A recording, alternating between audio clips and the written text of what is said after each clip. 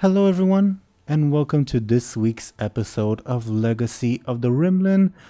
We took a week break last time. I actually don't remember why we took a break, but either way we did. But we're back. My fault. Okay. That's your words, not mine. Okay. Before we get into today's events and the continuation of last time's events, let's, as usual, have our players introduce themselves and their characters. The dice say that we should start with Ashen first. Ashen, can I ask you to please introduce yourself and your character? Yes, you can! Hey, I'm Ash, and I'm playing as Illona, a very sneaky noblewoman who is sneaky by day and cat by night. Yeah, that you are. Also very hungry lately.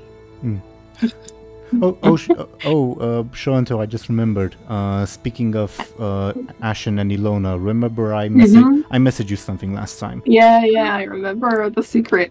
Okay. The secrets. Ooh. And first of all, thank you, Ashen. Second of all, the dice say that Show&Tell should go next and introduce herself and her character. Could you please go ahead, Show&Tell? Yes, I'm Show&Tell, and I'll be playing as Anghel, who is a meat peasant boy, and also he knows the secret. It really is not as exciting as it sounds, but yeah, Anghel does. Thank you very, very much, Show&Tell. Next, we would have Dely. Could you please, Dely, introduce yourself and your character?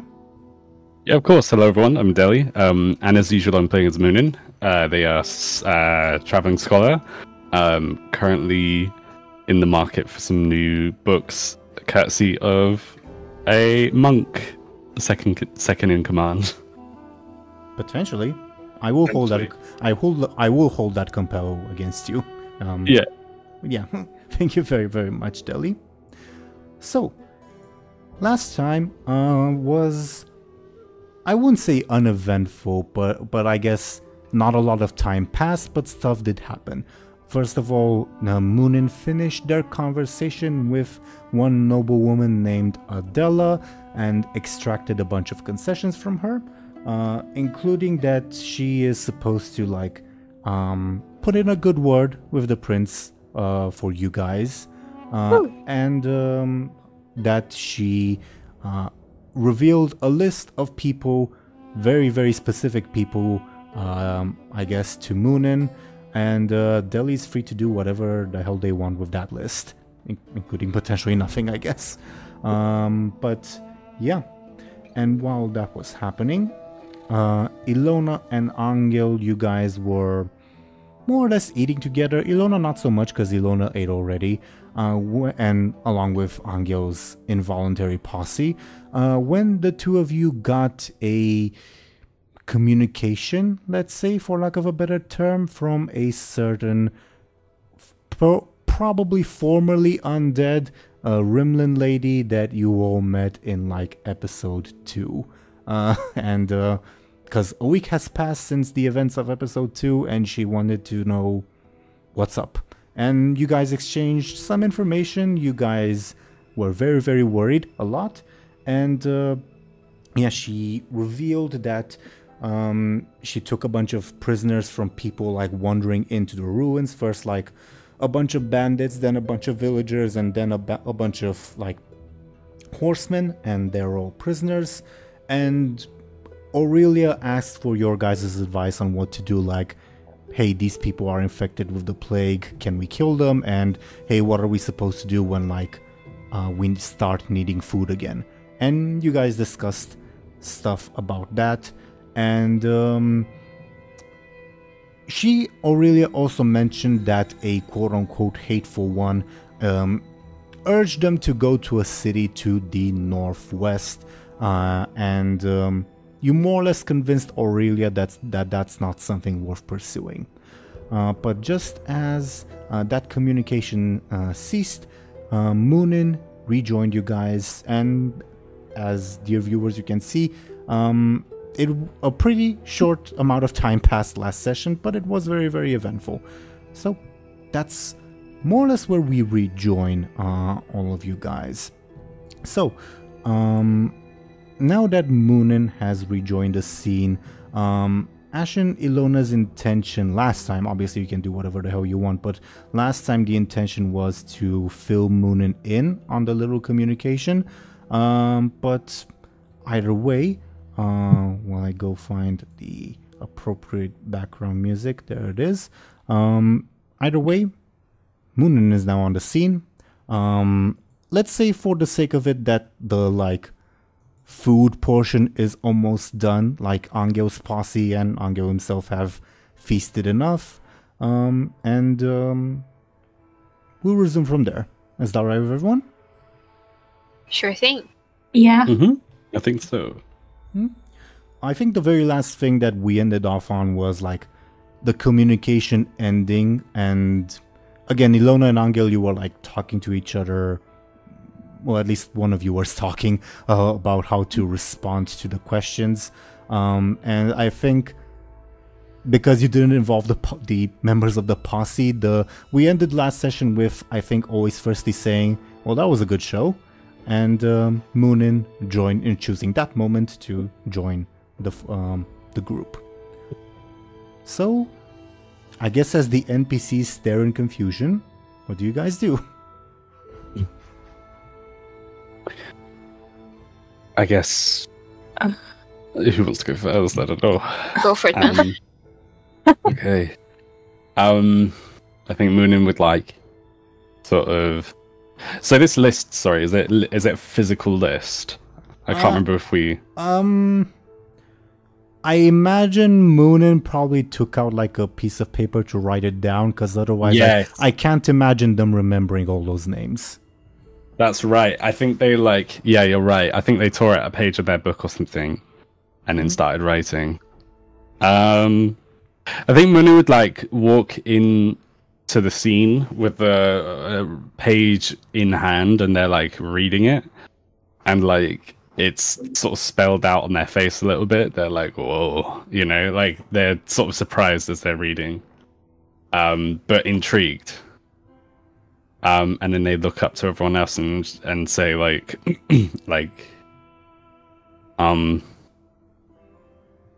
haven't.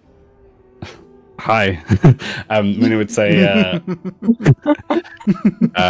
appropriate reaction. Yeah. Muninn would say oh, sorry about the delay. I was speaking with Adela. Did I miss anything? Yeah, kinda. We had a brief intervention from, remember your skeletal lady? Skeletal lady? What? Wait, you mean? I mean, she's here. She's here? No, she tried to communicate through some sort of, I don't know what it was, but the NPCs look around confused. Muninn would probably notice that and say are you all done here? Should we talk about this? And then Muninn would there's a leg left if you want it, says always thirsty, holding up a pork leg.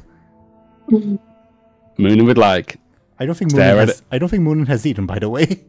No, I don't think they have. They would stare at it a little bit and sort of squint their eyes and say, you know what, I could go for a pork leg. Hand it over. Passes it on. Muninn would grab it, careful not to. They would before they grab it, they would roll up the piece of paper like it was a scroll, like that, and put it into their sort of satchel sort of thing. I'm sort of imagining that maybe Muninn ripped only a small strip of paper because they didn't expect that many names, and a bunch of names are crammed in and written over each other. Cause yeah, and they go down the page as normal, and then towards the end they start going up and then right. Yeah. So they do that, and then they put it in their satchel and they grab the pork leg. Smells and good. They start still warm. Yeah, they start munching. I think like straight away. This is good. This is really good. Are we going? Are we going?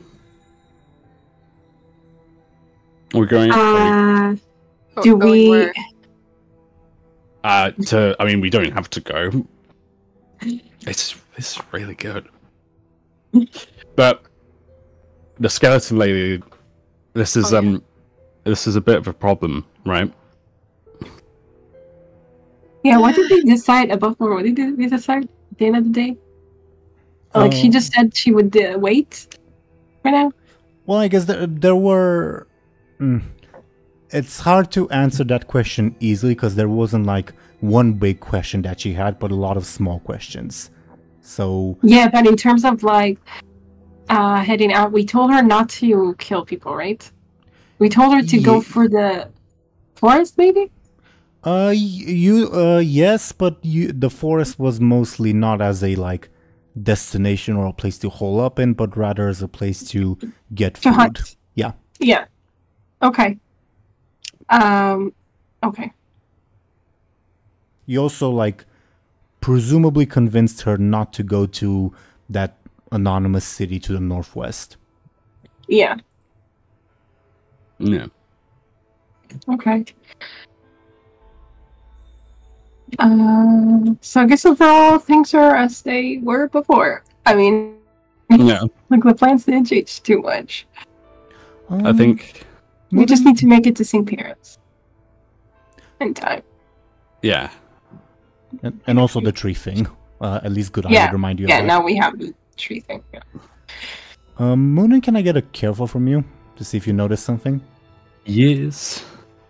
There it is. I got a 4.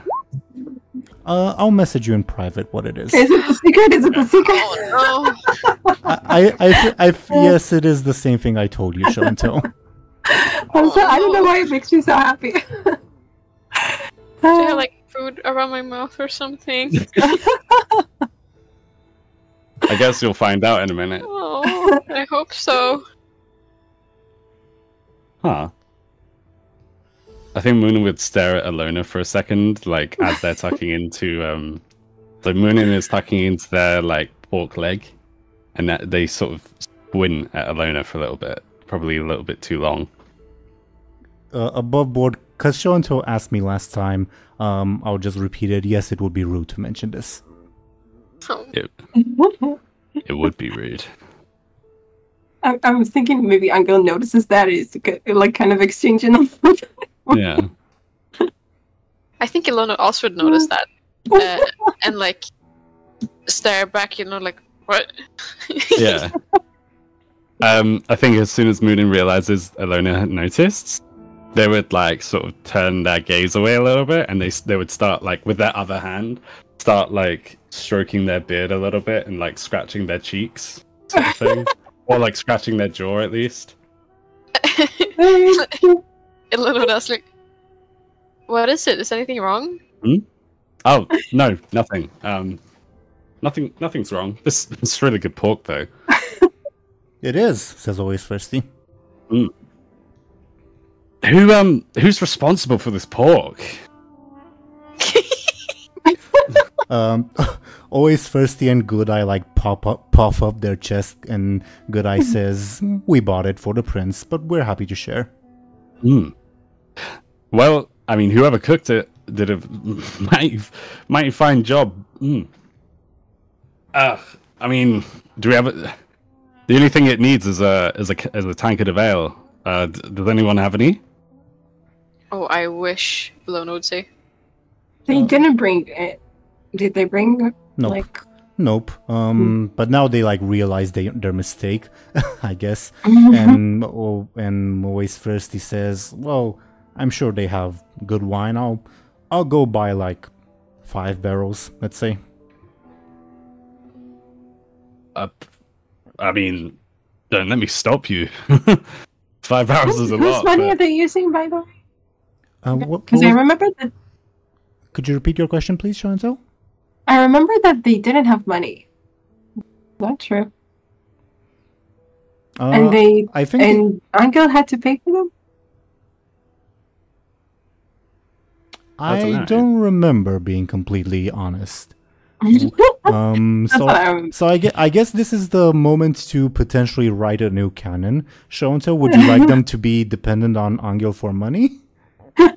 I mean, no. I mean, I think that was, that was kind of the thing.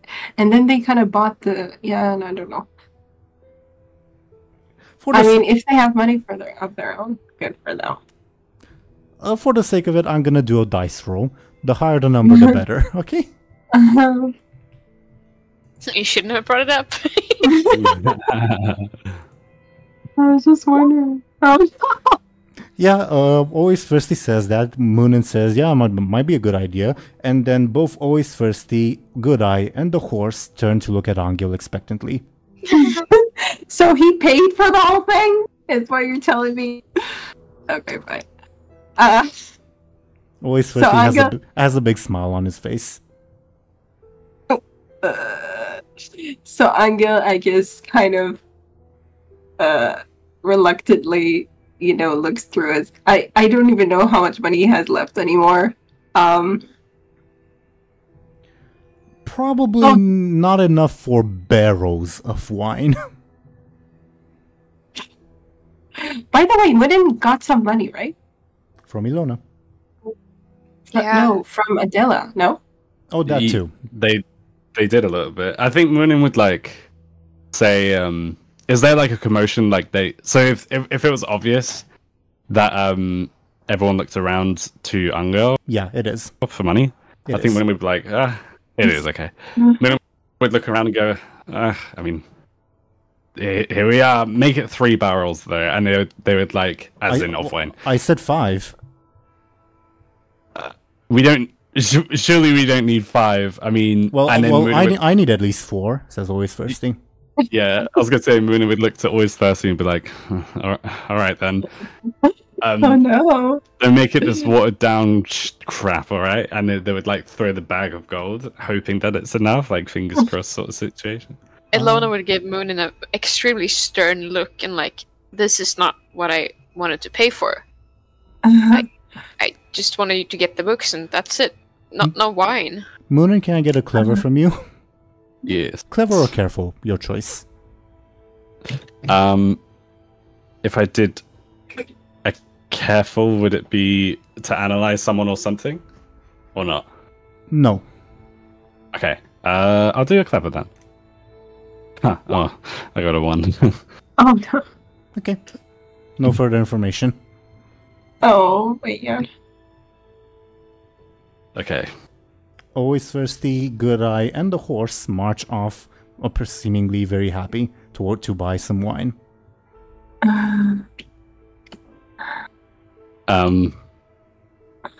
As they leave, I think Muninn would look to Anghel and Illona and say so what did the skull I'm saying skull lady, but actually, yeah, I feel like Muninn would forget their name by now. So what did the skeleton want? Are they I thought we had another week to go. Basically a reminder, I think. But we do have a problem with the situations. They are turning mortal. Yes. Mm-hmm. They're turning mortal? What do you mean? Yeah. Yeah, they need food and water to survive, and they've been up to some stuff. They're captured some people, and I don't think the situation looks too good, if I'm honest. Oh no. Yeah, Anghel shakes his head. Muninn would put their hand to their face, sort of thing, on their beard, sort of thing, or over their mouth, and think. And then they'd bring it down a little bit to talk, and they'd say is there any of your people, Anghel? Anghel nods. Damn. So, what's the plan? Are we going back? I don't think that's wise. I mean, if they're still stuck in the crypt... No. They're not stuck? Above board, they were never stuck. When you guys departed, they also started departing. Yeah, that's true. Oh, okay. Oh, yes, that's true. Yeah, you're right. Because there was that like one skeleton that like shuffled to like get by you. You guys remember? Yeah. Oh, I forgot about that. And also, if they were stuck, how did they get prisoners? Yeah, no, Muninn wouldn't say that. That's stupid. So instead, Muninn would say like, "Well, are they? We need to hurry. Then, I mean, whatever we do, we're gonna have to hurry because if they start killing people, like, they're your people, Anghel." And go ahead. Sorry, Muninn would say like, I feel like Muninn would say there's been enough bloodshed. Like, just look what happened to just look what New Spring. That's what it's called. Just look what happened to New Spring. Oh god, Anghel. Yeah. Looks down like shit. I mean, we did like overall. Like did they agree to let the people go because they have a plague, or just not touch them? Quarantine. Right. Yeah. Well, hopefully they won't kill them. I mean, they're pretty dead already, right? The people with the plague. Yeah. Is that what Anghel says? Hopefully they won't kill him. Yeah. Yeah. Well, not says, but mimes, I guess. Yeah. Well, let's hope that they don't, but... I guess the only benefit to them becoming mortal is that they're... I mean, at least they're killable now. I don't think you could, like, kill a skeleton. If it comes to that. Yeah, but when are we, like... Because we're not going back, right? Maybe not, but at least the captives could have a fighting chance. Maybe. It depends. I mean, are the people of your village like much in terms of? Are they much fighters or? I don't think so. Right? I'm right. Definitely not. Like, if there's ever like a possibility of a fight in Anghel's village, the standard policy was run away and hide in the woods. Yeah, that's what happened there. On that note, Show&Tell, can I get a careful for you? Yeah, because careful is associated with remembering stuff. Okay, let's go. 1, 3. What? There's... You kind of you don't fully remember, but you kind of remember... well, not to use that word too much, but do you remember when you had that, like, vision dream of your sister? Obviously, your focus was on your sister, and that's probably why you don't remember it that well. But you do remember that, like, some of the Caramel people saying, hey, some of our soldiers didn't, like, return from, like, going to, like, this place around your home village, and, hey, that report from that one captain, that never came through. What's going on? What? What does that mean? That that the skeletons killed them? I don't know. More what I'm implying is there might be other people aware, at least about to be aware of the skeleton people. Oh. Because they never... I mean, you said that there were some soldiers that never returned? With a roll of a 3, you don't remember perfectly what was discussed, because obviously you were focusing on your sister, not on whatever gibberish the officials were talking about. Yeah, it's for sure. So I don't know if Anghel will even bring it up now. I don't know if it means anything to him. That's not... Like you said right now, you said some of the Caramel soldiers didn't return or something like that? Specifically some of the Nogi soldiers. Oh, some of the Nogis. Which are part of the Caramel army, so I guess same difference.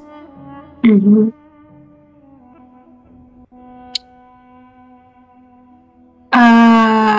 Like, I'm trying to think if this will trigger his memory. Like, what triggered his memory right now? Like, why would he bring it up? Probably talk of prisoners, because Aurelia did mention that, like, some horsemen armed with, like, boomsticks were captured. Right. That we figured out were the Nogi, probably. Okay.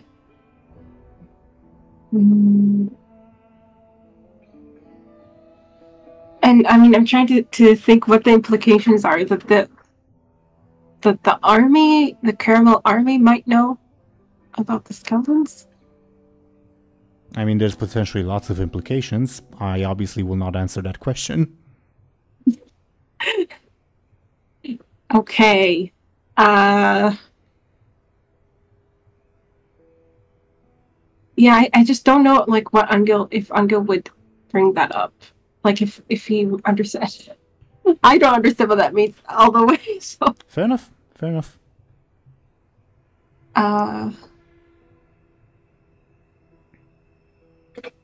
Like, maybe some of the soldiers will go to investigate, and then what? Like, to investigate why the other soldiers disappeared or something? I don't know. My silence is telling, I guess.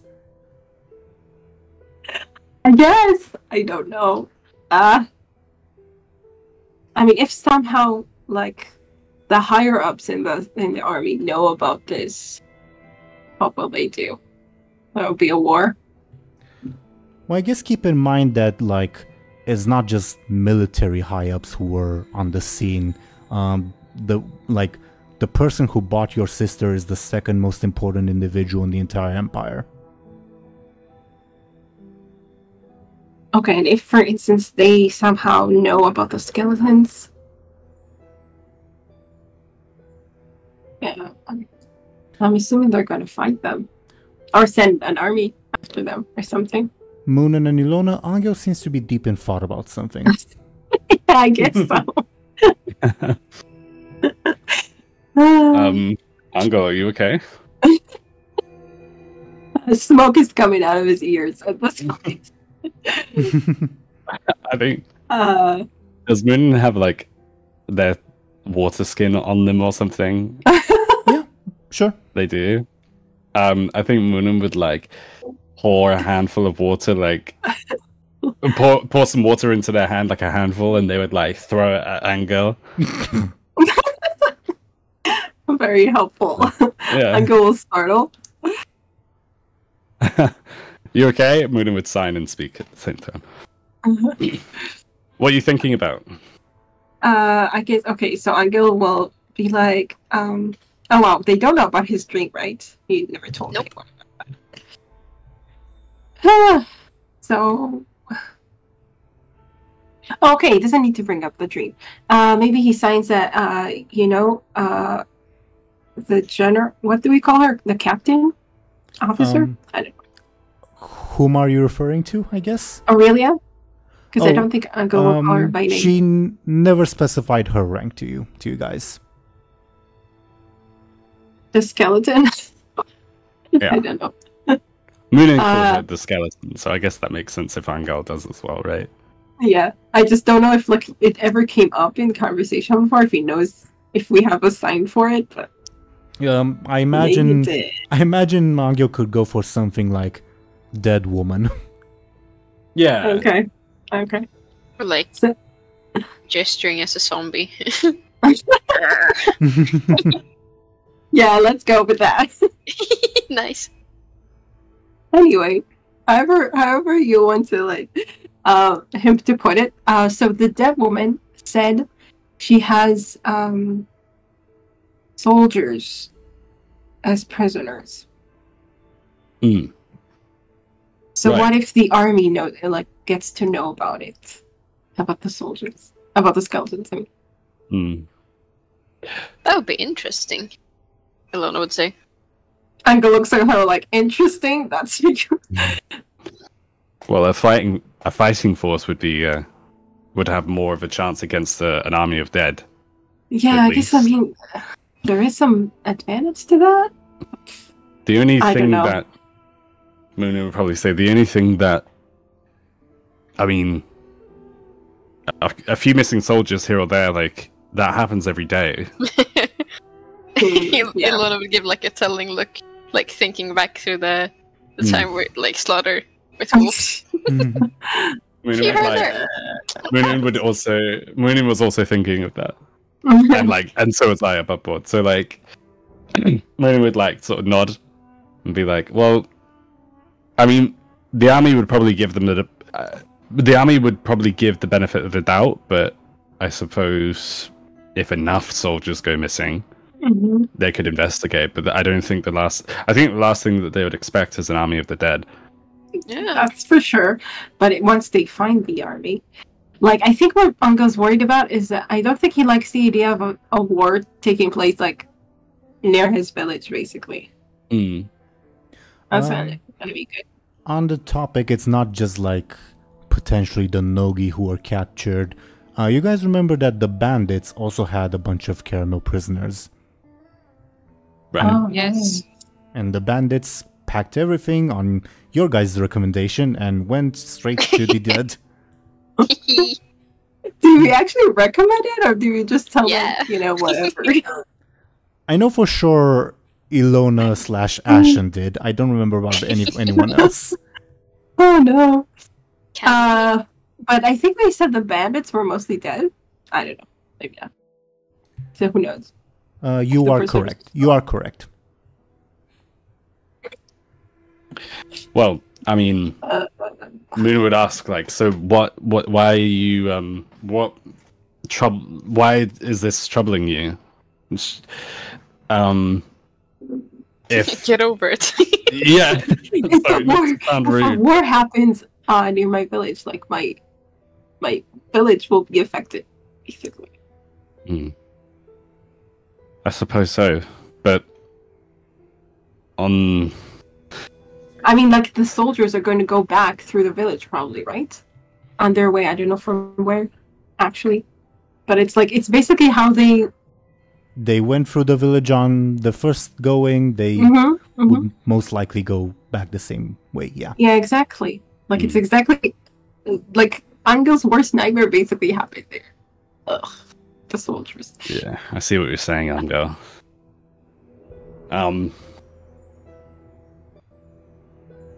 I see what you mean, but I mean, on a weird like benefit, I suppose if all of the if most of the villagers are prisoners. I don't know if it's most. They said like some people, right? I'm not sure. They say that they have like in total about 40 prisoners. And that includes the soldiers and whatever's left of the bandits. All the groups put together. So probably not the whole village. How big is the village? Pretty big, generally? Well, close to 100 people. Maybe a bit more. Well, what can we do? We're already sort of on our way to St. Paris to deal with this situation. I'm starting to think maybe telling the skeleton to come to St. Paris, like to lead them away from the village, but they'll probably kill everyone on the way, so that's not good. Yeah. Not like you guys haven't already. We haven't killed everyone. There's like at least 2 people still alive. Oh my goodness. We're talking about like the 4 horsemen of the apocalypse, and like you guys definitely have like contributed to like bad stuff going on. I guess that this would be the horsemen of death, I guess. Or not death, war. Yeah, war. Okay, this is bad. I don't know. Anghel is freaking out. I don't know. Honestly, I don't know what to do. I guess the only thing we can do is, before we reach St. Paris, can't we send a missive or like a letter to? I mean, who do we send it to? Yeah, what do you want to send? Like a warning or something, Although, who's going to believe that? Don't come blaming this village for killing all these soldiers. It was really a bunch of skeletons. No, I'm thinking maybe to send a warning to the priest or something of the village itself. But if we did tell them to go hunting in the woods, right? So them hiding in the woods isn't gonna.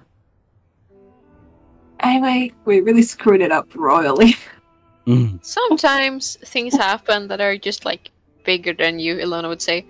And I think we are 3 people that accidentally awoke a skeleton army. I don't know how much we are to blame. I think Anghel is having tears in his eyes.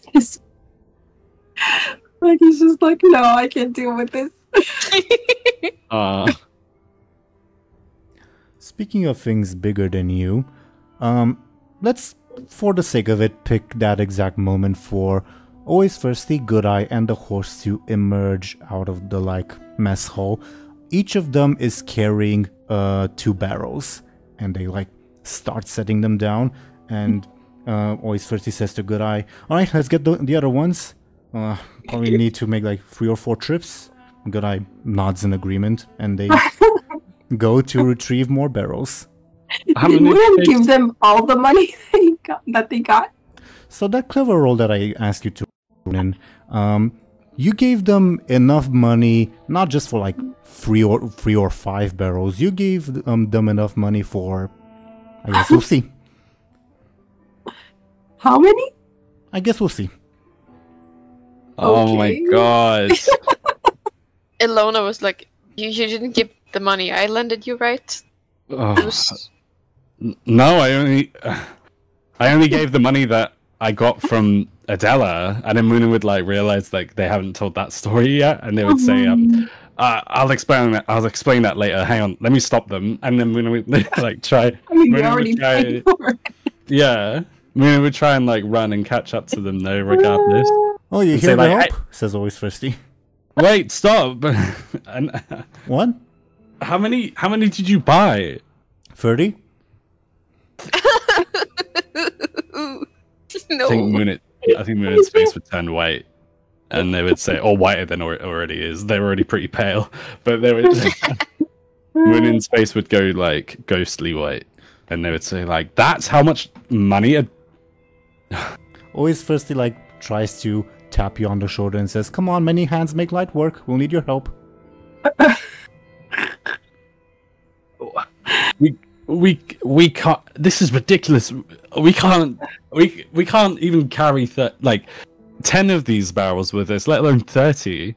I mean, I can drink half of them by the time you guys are done, so that'll be easier. I bet you can. The amount of money that we gotta return half of these at least. I think Illona would also come rushing at this point and enter that conversation. Did they already lug one of the barrels to where they were? They lugged 6 barrels. Okay, Anghel might be starting to drink. Anghel's drinking already. We all know how this ends. Oh no. Maybe I should switch the background music. Yeah. But yeah. You know the Benny Hill show theme song? I think that would be fitting. Sure. But either way, Illona, you come in on the scene. There's still monks in the mess hall, and they give you weird looks, what's going on. You see a very satisfied looking monk behind the counter, counting money. Oh. Illona would I think grab Always Thirsty by the collar. Oh. And be like, "Do you realize the prince will starve if you waste all your money on drinks for you? Well, maybe you're supposed to take care of him." Well, all right, then I won't drink at all. But the prince can have as many as he wants. I mean, he's the prince. He's gonna starve. He needs food, not drinks. I respectfully disagree, but then why did you give me that much money? Looks at Muninn. I didn't know. I didn't know how much money that was worth. Surely you'd think, 100 coins? Maybe I'll spend at least half of them, not the whole thing. But drink is the best thing you can spend money on. Says you. Yeah. Do you know what? Keep the barrels. Keep the barrels. I have other things to attend to. Illona, you deal with this. You're not gonna help? I'm not gonna. You're gonna drink half of them anyway. So why would I help you? Well, it would be the nice thing to do. Illona would be like to Muninn, like, I want my money back first. I'm gonna make sure this doesn't happen again. I want my money back. And she like holds her hand out. Look, I'll give you your money back. I promise I won't spend this. But I'll give it back to you later. All right? She shakes her head. All right, fine. And Muninn would like pull out a pouch, and they would say like, "How much did I owe you?" Or "How much did you give me?" rather. But how? I think I gave you everything I had, which was like I think 10 ancient coins and about maybe like 60 silver. Okay. So Muninn would still have their own money, obviously. It was just like Adela's money that Muninn spent, right? Yeah. I don't know. Okay. Muninn would shrug and go, "Fine, here you are. Just keep it away from him." And then Muninn would like point to Always Thirsty. What did I do? What did you do? Illona like shakes her head like furious. Look, I'm sure the prince is willing to share. She just gives him like this death stare, you know. I'm willing to share too. I'm not that picky. Death stares continue. You've got some grease on your face. I think Illona is so insulted at that right now. He's just trying to be intimidating. Like, you got grease on your face.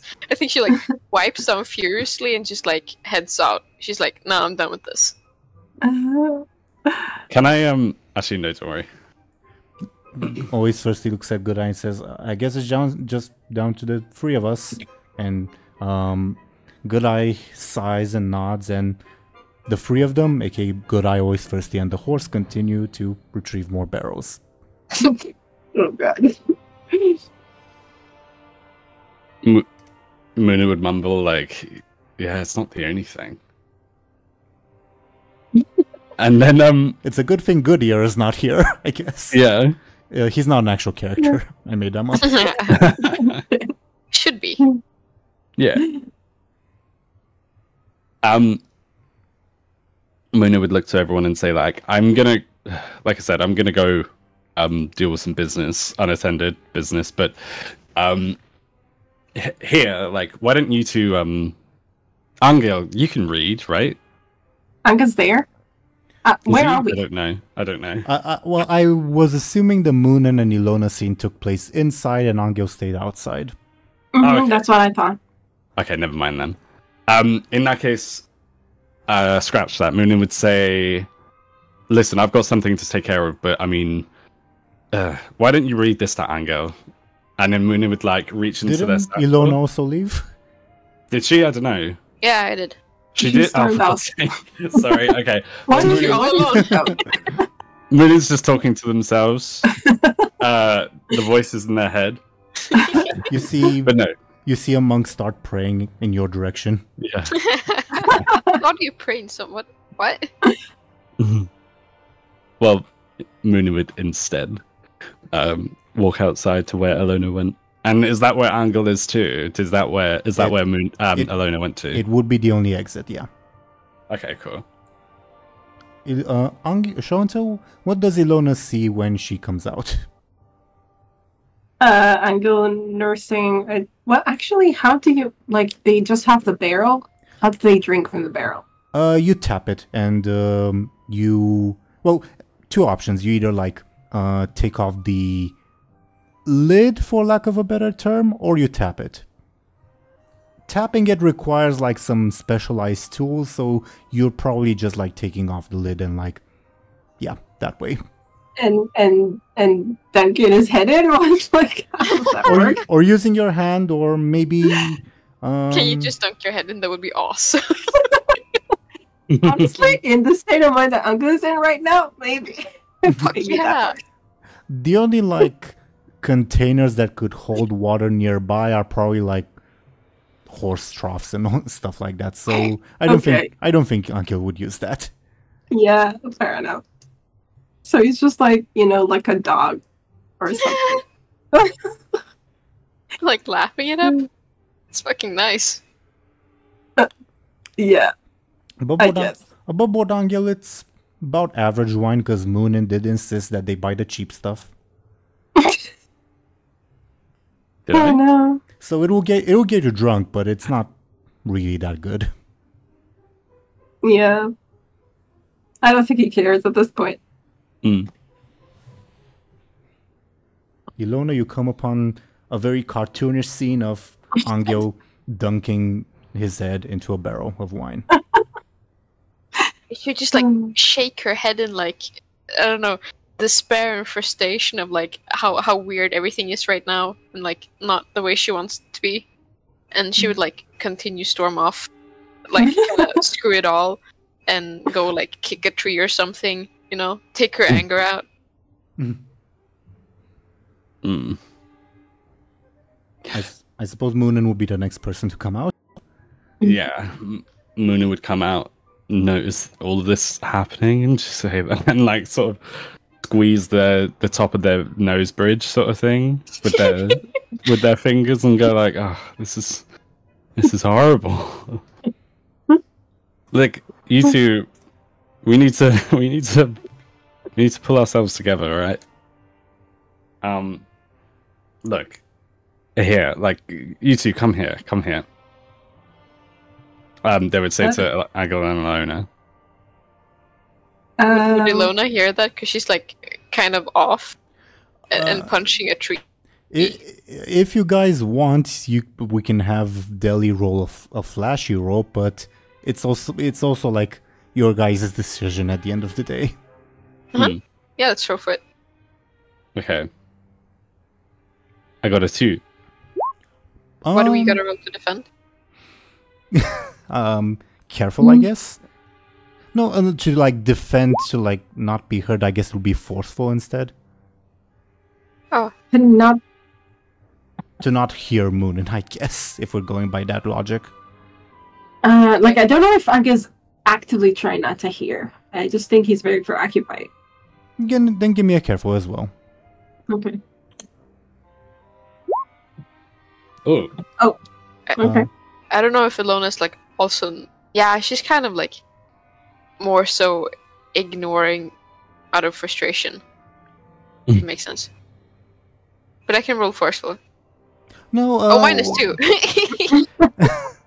Well, again, you guys don't have to abide by these rolls, because player stuff, you guys can say whatever the hell you want. If you want my opinion based on those rolls, Illona barely hears it, and she doesn't feel as very angry based on those rolls only. But again, you guys can do whatever you want, and these rolls are not binding in any way. Yeah, go ahead. I'll follow the roll. It's fun.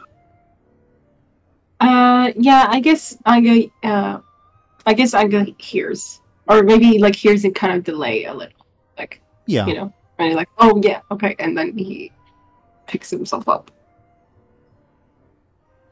Yeah, it's red wine, so you're definitely like the color of your shirt and all that is definitely stained. Yeah. He has a dark blue shirt though, doesn't he? I mean, it still shows a little. Yeah. Okay, but not as bad as like white. Just saying. That's true. And the smell is definitely very noticeable. Oh no! You're not gonna pass any sneaky rolls. I'll say that much. Fair enough. So he just kind of looks at Muninn expectantly, I guess. Yeah. Muninn would say to Anghel, Muninn would be saying this to Illona as well, but whether Illona listens is like up to her. So they would say like, look, listen, like we need to we can't all just sort of fall apart like this. We have a lot to do. We should probably. Oh, pardon, says always thirsty, and as he's coming up with some barrels. Moon would like be really pissed off at that. They would like. We can fall apart. Oh my God. Yeah. That's all it took. They would restrain themselves. They would like really want to like start yelling or something, but they would try and restrain themselves and be like, Put it over there. Put it over there. Should we stack them? No, they'll be harder to pick up if we do that. I'm gonna go. I'm gonna deal with something. Look, Anghel, get Illona to read this for you. Assuming that Anghel can't read Muninn. I don't know why I'm talking like Yoda. Yeah. Muninn will be like, look, get Illona to read this for you. This will keep you guys sort of interested or entertained. For the sake of it, Deli, I'm curious, how legible is Muninn's handwriting? Is it the list? Is that what? That's what Muninn. Yeah, that's what Muninn was gonna pull out of their satchel. It's like legible. Like, okay, so the first length of the page is legible, but then like as the names keep going, like from the length of the page, because it wraps around, right? As those names are like Muninn can read them, but like. I mean, you would have to roll something to like for someone else to read them. Like, does that make sense? Like, I guess. So, like, let's say there's probably like 10, obviously not exact numbers. There's probably like 10 names that are like perfect, and like the rest of like the other 10. I know there's more than 10, but 20. But the other 10 would be like ineligible, or like you can kind of read them, but like not quite. I don't know if that answers your question. Alternatively, if you want, you can also Deli roll me, I guess, a careful to see how much effort Muninn put into making their writing legible. Okay, I'll do that. I got a 4. That's better than... So the situation is slightly better than the way Deli described it, I guess. Okay. Good. Well, Muninn would hand over a piece of like a page of a book that has like it's like a page, but like one side of it is like torn a little bit, like like they ripped it out of a book basically, because that's what they did. And they would like hand it to Anghel and say like get Illona, don't lose that, and get Illona to read it for you. I'll give you one of these ancient coins to. I'll give an ancient coin to whoever can guess what this means. It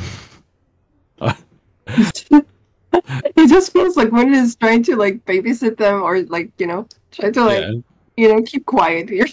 Yeah, I'm trying to keep your minds occupied. I'm just looking very confused at this piece of paper. Like, okay. Yeah. Look, yeah, go, don't, Muninn would like repeat themselves, like, just don't lose it, okay? I'm gonna not. Alright. Well, I'm gonna go. But don't lose sight of Illona, she seems a little bit volatile. Damn right. Anghel looks at her apprehensively, I guess. And for the love of God, please do something about these wine barrels. They've decided not to stack them. Oh my God. I'm gonna lose my mind, Muninn would say. The horse neighs at you.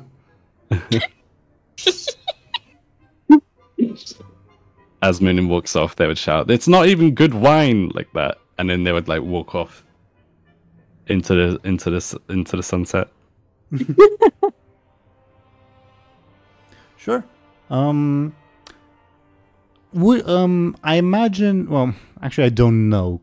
What do you guys want to do? Because I'm not sure which quote unquote group to follow, if that makes sense.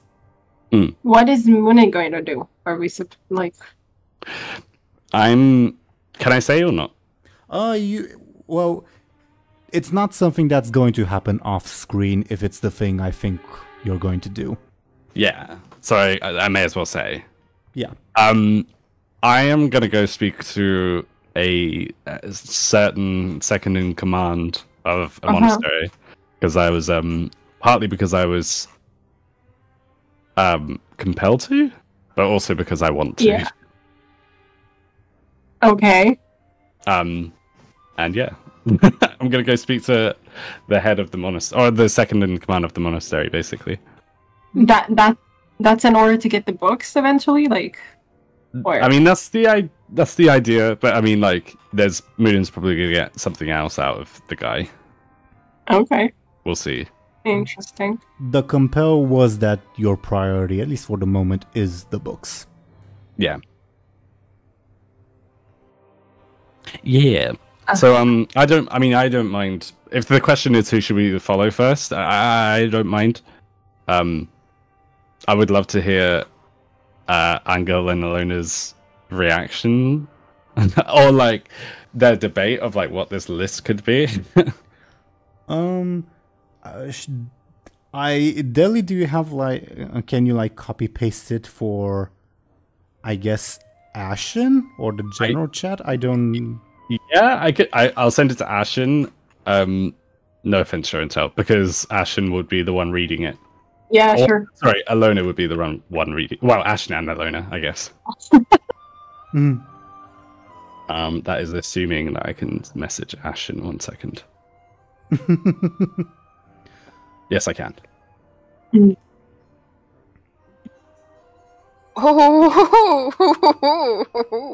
It is a long list, yes. Wow.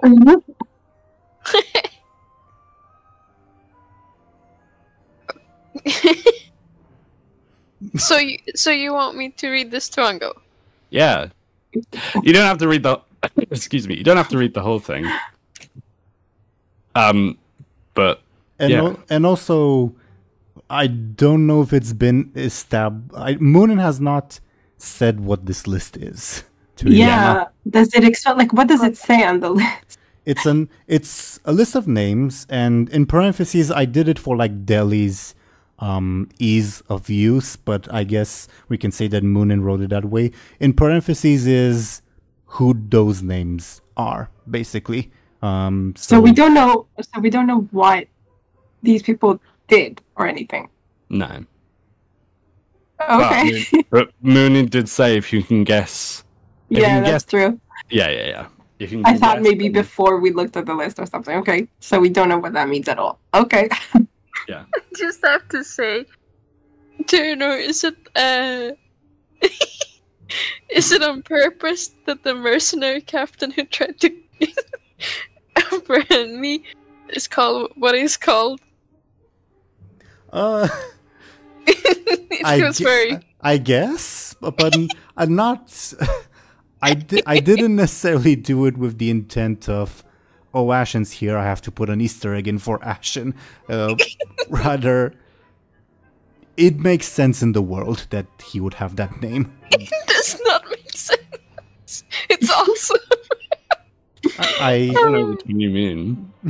Sure. It does make sense, but...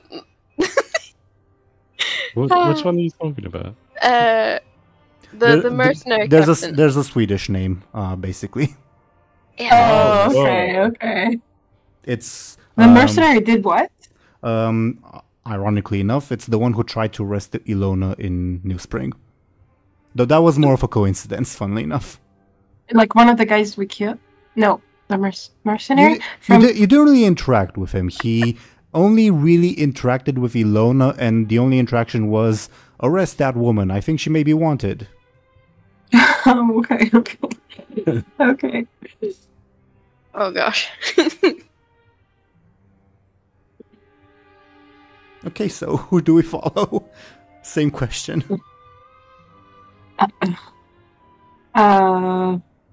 I kind of imagine that maybe the Illona and Anghel scene might be briefer. What do you guys think? Very possibly. Yeah. Yeah, I'm more excited for the Muninn arc books. So should we check in on Illona and Anghel first and then go to Muninn? Or Yes. Okay. Yes. how does the list handoff go on that note? Yeah. Well, Anghel, I guess, does Illona make it over to Anghel, where Anghel is, or is she still... I'm punching a tree. Like, full bloody knuckle. Oh my god. Okay. Angry. Okay, I don't think that Anghel will approach her that way, honestly. He just stands with the list, kind of looking at her, be like, I don't know what's... Or, yeah, I don't know, being distracted by all the barrels. I don't know. You want a drink, my prince? Oh, sorry. Noticing the smell. That's why he says sorry. We still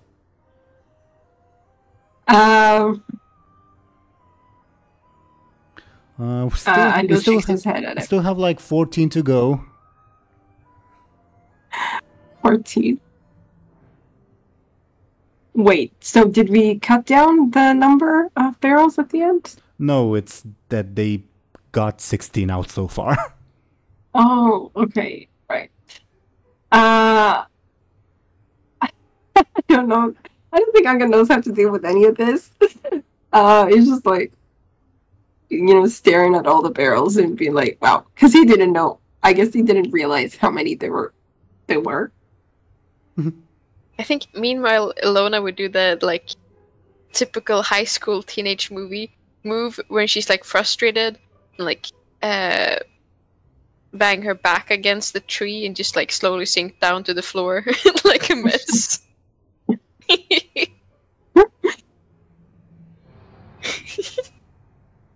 Just like sitting there in despair, like, why? If she's sitting there for a while, Anghel might start trying to approach. Sure, yeah. Slowly and carefully. And kind of like, when he's like close enough, he will hand out the list. Without saying anything, because I don't know, because he doesn't know what it is. And and he doesn't know what exactly Illona, what she's gonna do exactly. So he's like still apprehensive. Illona like eyes him, like looks up and like notices the wine splotches on his shirt. I think the first thing you notice is the smell. Yeah, probably.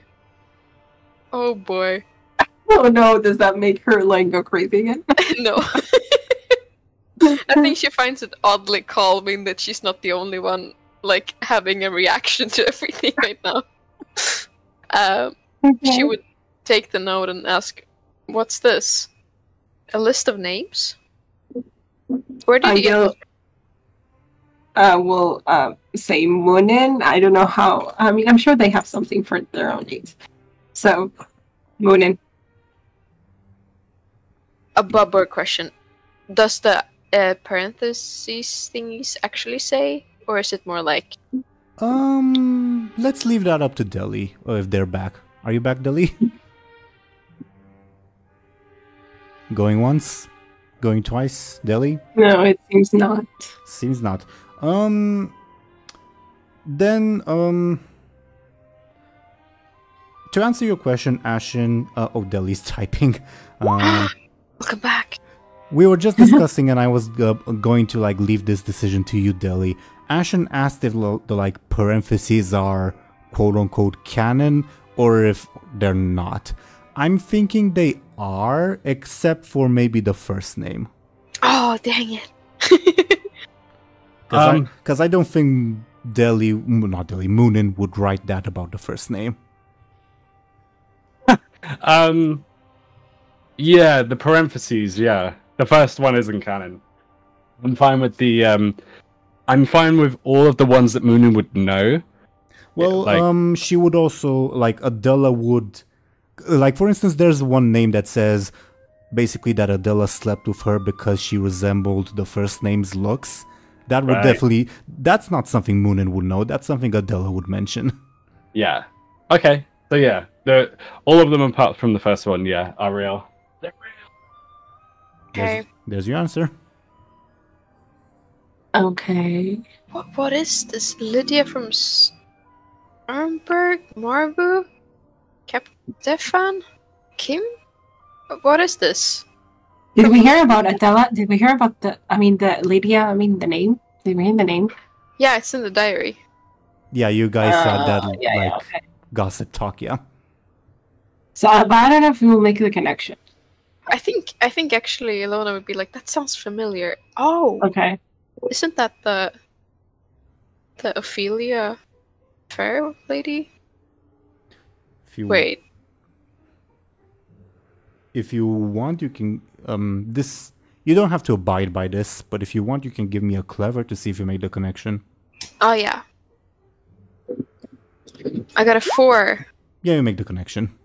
Wait. Muninn got this list from Adela, and you were reading Adela's journal about how she slept with the first person on the list. Wait.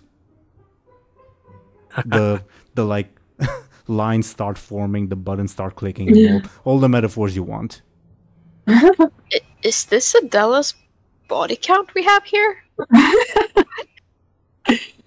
and she would like start to smirk instead of like being angry.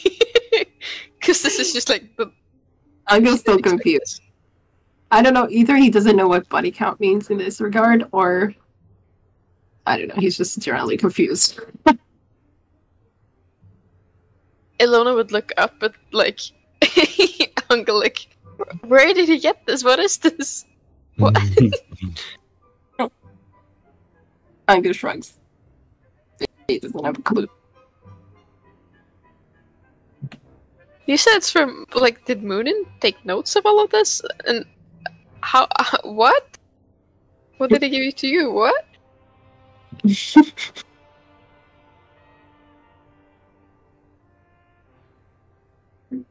What exactly am I supposed to do with it? Illona would ask. Good question.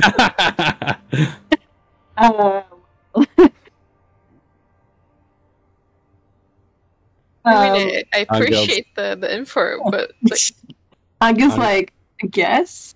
If that's what Muninn told him, right? I don't know. To guess what these names are. Oh, right. That is what Muninn said. I don't know. I has no clue what's going huh. Above board, Muninn was like, yeah, this will put a smile on their face. But I feel like it's confused you both more, if anything. I mean, it did put a smile on Illona's face. I was just very not clear.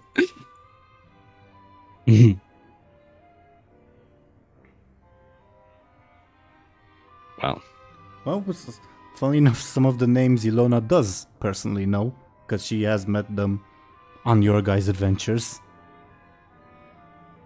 I think she would react strongly over Boris. Like, ew. What? That's like the bearded red cabbage guy. Oh, okay. Yeah. That one? Wow. Local elderly boyar. Oh, what?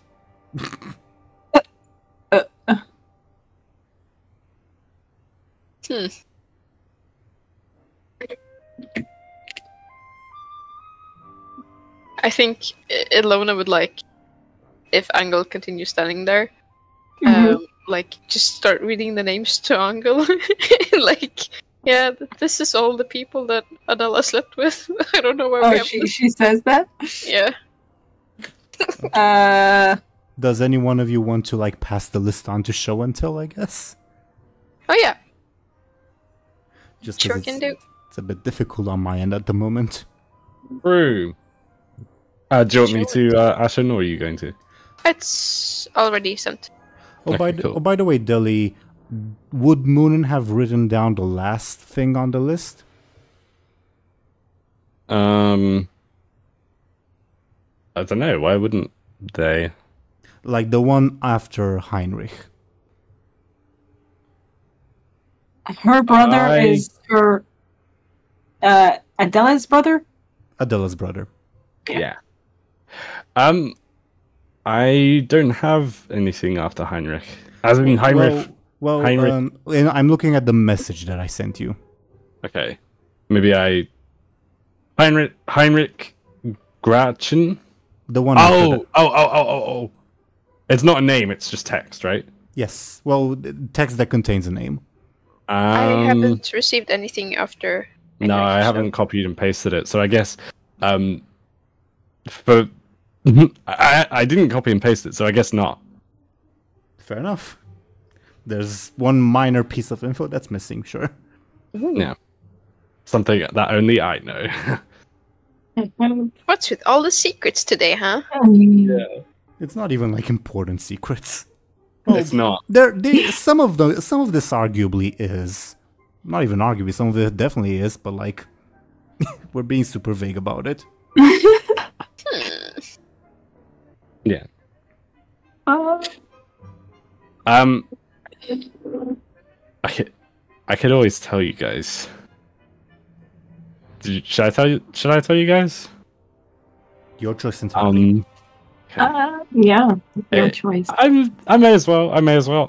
So it just says at the bottom, because I forgot to copy and paste. It just says at the bottom that she mentioned to Muninn that she was always frustrated that Rebob like always refused her, basically. That's Go Yeah. Rebob. Rebob's the one that got away. you know. It's like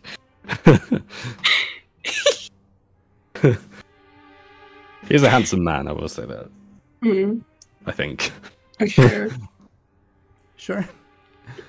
I don't know. Does Anghel have any reaction to these names, I guess? I think he's just like, it's just kind of a flood of things. He just like accepts it with that like, yeah, no, I don't think he has a lot of reaction. Just like, okay, kind of dazed looking. Fair enough. Do you guys think we should switch to see what Muninn's been up to? Or yes. Okay, I was gonna ask, or if you guys want to do anything else. Yeah, I don't think in particular. Neither. Sure. We do have the tree to worry about, and I don't know, like, but for now, I guess not. Like, Sure.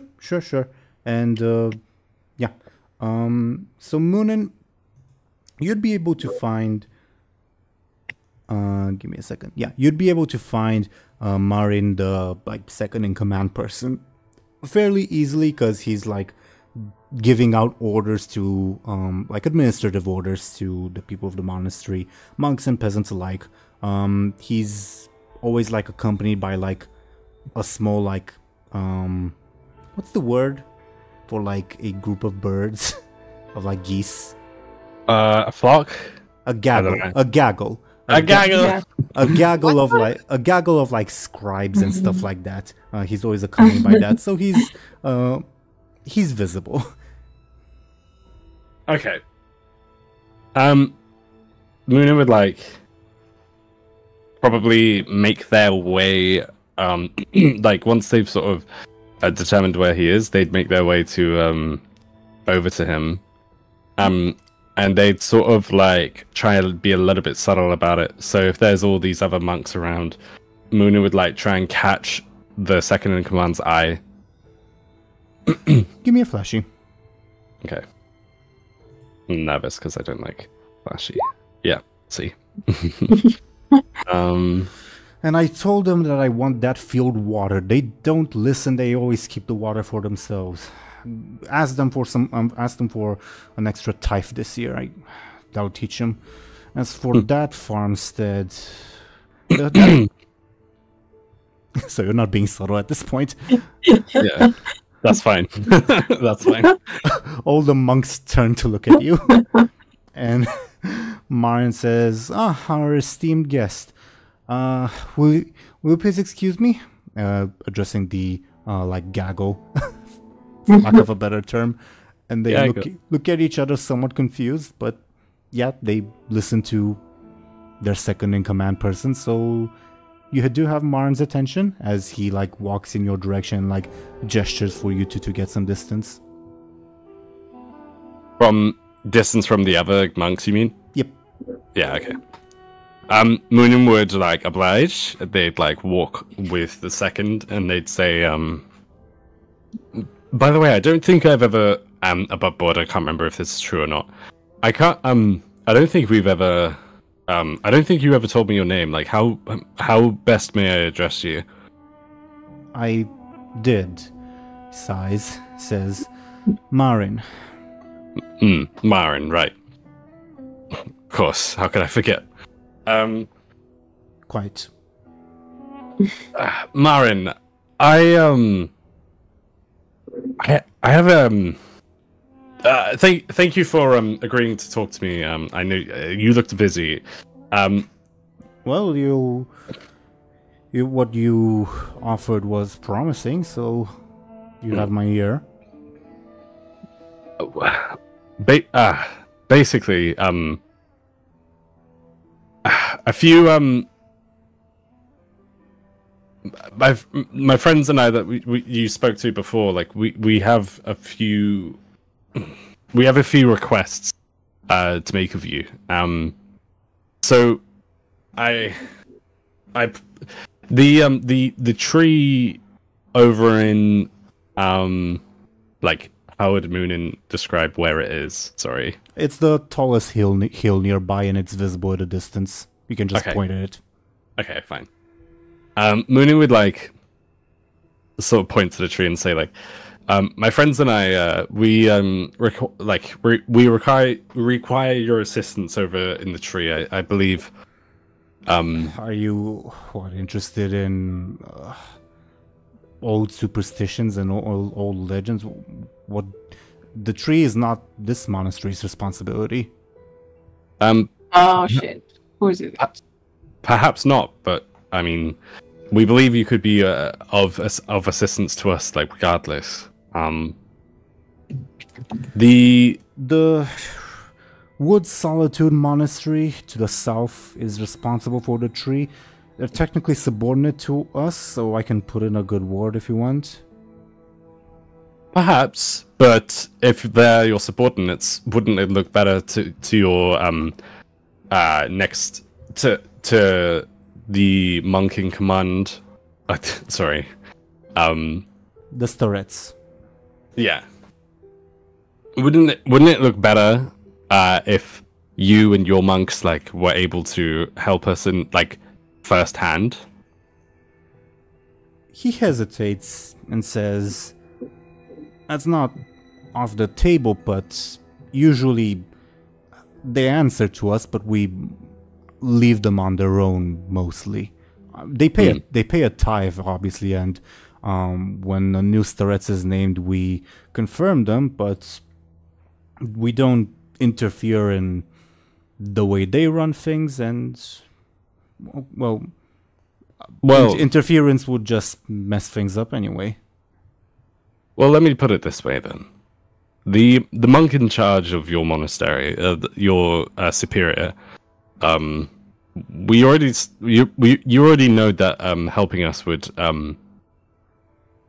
right. put you in a good light with him. So, this is what I meant when I mentioned that. this helping us with this like the store's in charge of that area. They can help us fine, but if you came along, you're more knowledgeable. More of a figurehead. I believe you would make a good I believe you would be a good like help for what we need to do. All right, I'm willing to come then. I'd request that you give me maybe an hour to settle some affairs here before I go. An hour is fine. However, maybe sooner would be better. Just let us know if you end up. Let us know if you're ready sooner, so that we can depart sooner. Do you have a meeting place in mind? Perhaps just outside your monastery might be beneficial for everyone. Like, do you agree? Very well. There's just one condition. Condition? So, of course, this is a mutual exchange. You help us, you gain favor with your superior, and with your subordinates. So, I have one request or condition to ask of you. So, your monastery, it's under my understanding that your monastery has a collection or a library, a collection of books. We are not in the habit of loaning them out. Well, not to laymen. To other monasteries, sure, but be careful what you're asking for. Well,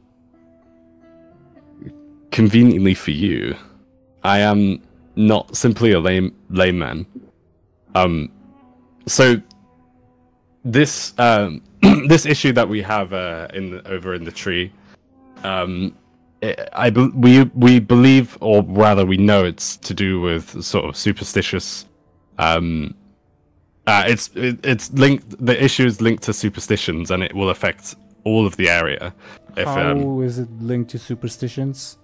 What the peasants believe is of no consequence. Well, you must understand what the peasants believe must be linked in some way to what could be true. Like, do you not agree? No. So the peasants believe in nonsense like monsters coming out of the woods and the sky falling down upon them and whatever else. They don't truly understand the truth of the free, and they probably never will. They're, I'd argue, a lost cause, which above board, Muninn is somewhat contrary to like traditional theology. Like traditional theology is like spread the message wide and clear. This guy thinks it's pointless. Yeah. Well, I'm just trying to think of how Muninn could. Well, be it through superstition, like spread by commoners and peasants, or be it to do with the three. It's up to you what conclusions you come to. Personally, I mean, I believe that this sort of situation could be linked to the three. Like, absolutely. Everything is linked to the free child. But he says that like almost tired, like probably linked to the fact that he doesn't believe that preaching is worthwhile, so he doesn't really enjoy imparting a lesson upon you, even though it's his duty. Right. Well, in that case, we're on the same page. If a revolution, or like if some revelation is to be made, and our problem is solved, surely a favor from the three would be, which would like further your like cause. Your point? My point is, I think my point is, I would like to go unrestricted access to a library, to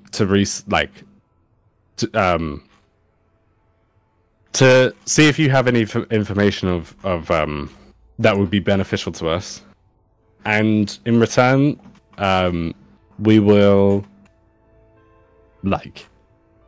this is in return to from giving us a hand over over there, and subsequently gaining favor from your superior and your subordinates. All right. Look, sorry, my cat's playing with stuff and it distracted me for a little bit. Sorry about that. Sweet. He says, look, you're asking for quite a bit. I can grant you access to the library, supervised access, mind you, or I can come with you to the Wood Solitude Monastery.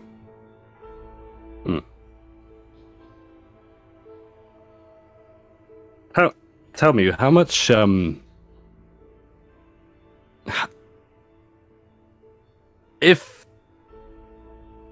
what would it take for unrestricted access for you to give me that? Can I... Everyone... Go ahead. No, you go ahead.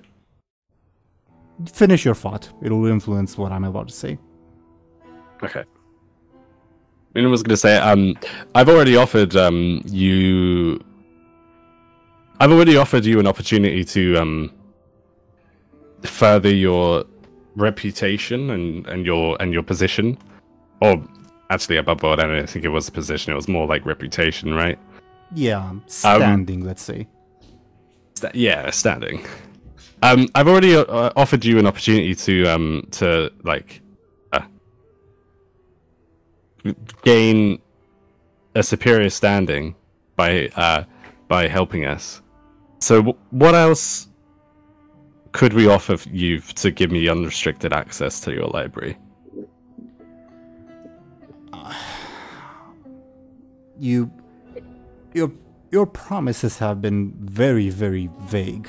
So he shrugs, almost like in frustration, like, what do you expect me to say? Yeah. Okay.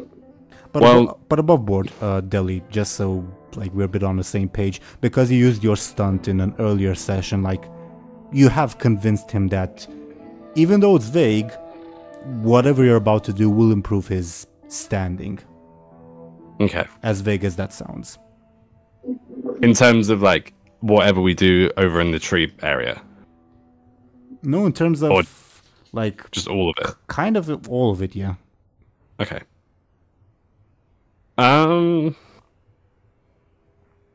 Okay. Well, I guess Muninn would say, if you're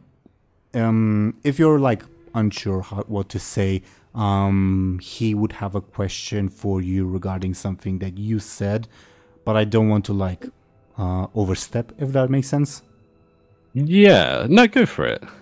I'm just kind of struggling to... Yeah, go for it. So why would you want unrestricted access to the library? Muninn would say, I believe... see, I'm a scholar. I am a person of knowledge, or a seeker of knowledge, and access to a library would help to determine what we need to deal with whatever's happening over there. And I believe, I mean, I like my privacy. I believe. Do you believe that something is happening? Well, absolutely. I mean, a week ago I would have thought the same as you. like superstitions and acts, like divine acts of the three, like that's all just word of mouth from commoners. But after what I've seen, like in this past week, I truly believe that there could be something happening that could affect not just the forest, but this village as well, and your monastery and your people. Can I get a flashy from you? Oh god, I got a 3. For whatever reason, your words ring true with this fellow, who nods and says, "Well, we've been hearing odd rumors here and there. I'm still not convinced, but I'm willing to give it the benefit of the doubt." Thank you. Well, so go ahead. I would say, thank you. Your trust in us, because we would say your trust in us won't be misplaced. I promise you. Because he used your stunt, he nods along like, "Yeah, I'm sure it won't." Cool. So, we'll see you in an hour then. Well, let me introduce you to the librarian first, so that they know what's going on at least. Okay. All right. Well, lead on. He turns to the gaggle for a little bit and say, I'll meet you in 20 minutes. Wait for me here." They look at each other confused, but they obey the order. Do you accept to be led by this monk to the monastery's library? Yeah. Real brief. Show&Tell and Ashen. Anything you guys are up to, or should we continue with the Muninn scene? I'm asking because this will be like a couple minutes time skip, so to say. I think it's fine to continue with it. I don't have an idea for something in particular to do, but yeah, I guess. Is Muninn going to be in the library while we go to the tree, or I'm not sure if I follow the conversation. Obviously, you have not discussed that in character, but I don't think you've discussed that above board either. I'll just say the conversation here. I'll just say that the compel that I imposed on Dely means that Muninn's priority, like number one priority, is the books. Yeah. Tree is a distant second. That's true. So, but they did talk to this. What's his name? Oh, what's the title of this guy? I don't know. To this guy about, needing to go to the tree and stuff, right? Yeah. Like I said, yeah, basically the whole reason Muninn is even allowed access is because the second is going to be is going to meet you at the tree and help you out. Or help us out, sorry. Well, you guys established that you would meet in front of the monastery and then go from there, but yeah. Yeah. Okay. Then we can continue with one. Sure. Okay. Cool. Muninn, as you are on your way accompanied by the second in command monk person, you hear a whisper in your mind from a familiar voice. "Can you hear me, child?" Muninn in their head would Muninn, if they can, in their head they would say yes, I can hear you. Above board, seems that the voice seems almost muffled, like there's some interference, in modern terms, if that makes sense. Okay. I think Muninn would assume. Actually, can I get? Should I roll a clever? I can assume things above board, but should I roll a clever as to why, or? Sure. Okay. I think I know why though. Above board. Oh, a 6. Yeah, probably because you're like in a sacred place of the free, which Yeah. are like antithetical to what a Cassius is. Yeah. Yeah, I thought so. You hear like sort of interrupted, like there's a bit of a pause between each word. I have a way for you to gain my favor again, child. I thought that was what the honey was for. What else can I do for you? Above board, the honey was just like a token of goodwill, not necessarily like a everything's fine, if that makes sense. Above board. Yeah, that makes sense. Yeah.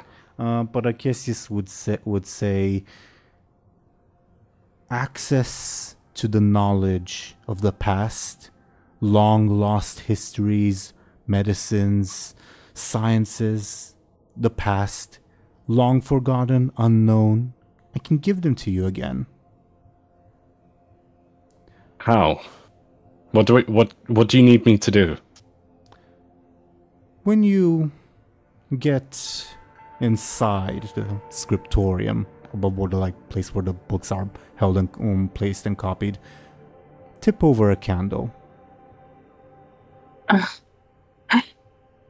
But that would destroy the whole thing. That would destroy the whole library, and they'll know that it was me doing it. How do you expect me to do this without getting caught? Cassius does not answer your question, but he says it will destroy it precisely. Their knowledge is flawed, moreover, can be found anywhere. It's banal, and it's wrong, simply put.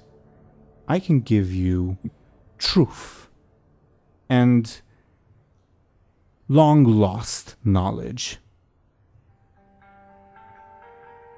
Ah. Oh damn. So Muninn would think, because they're like, and obviously they're trying to keep a straight face as well as this is happening.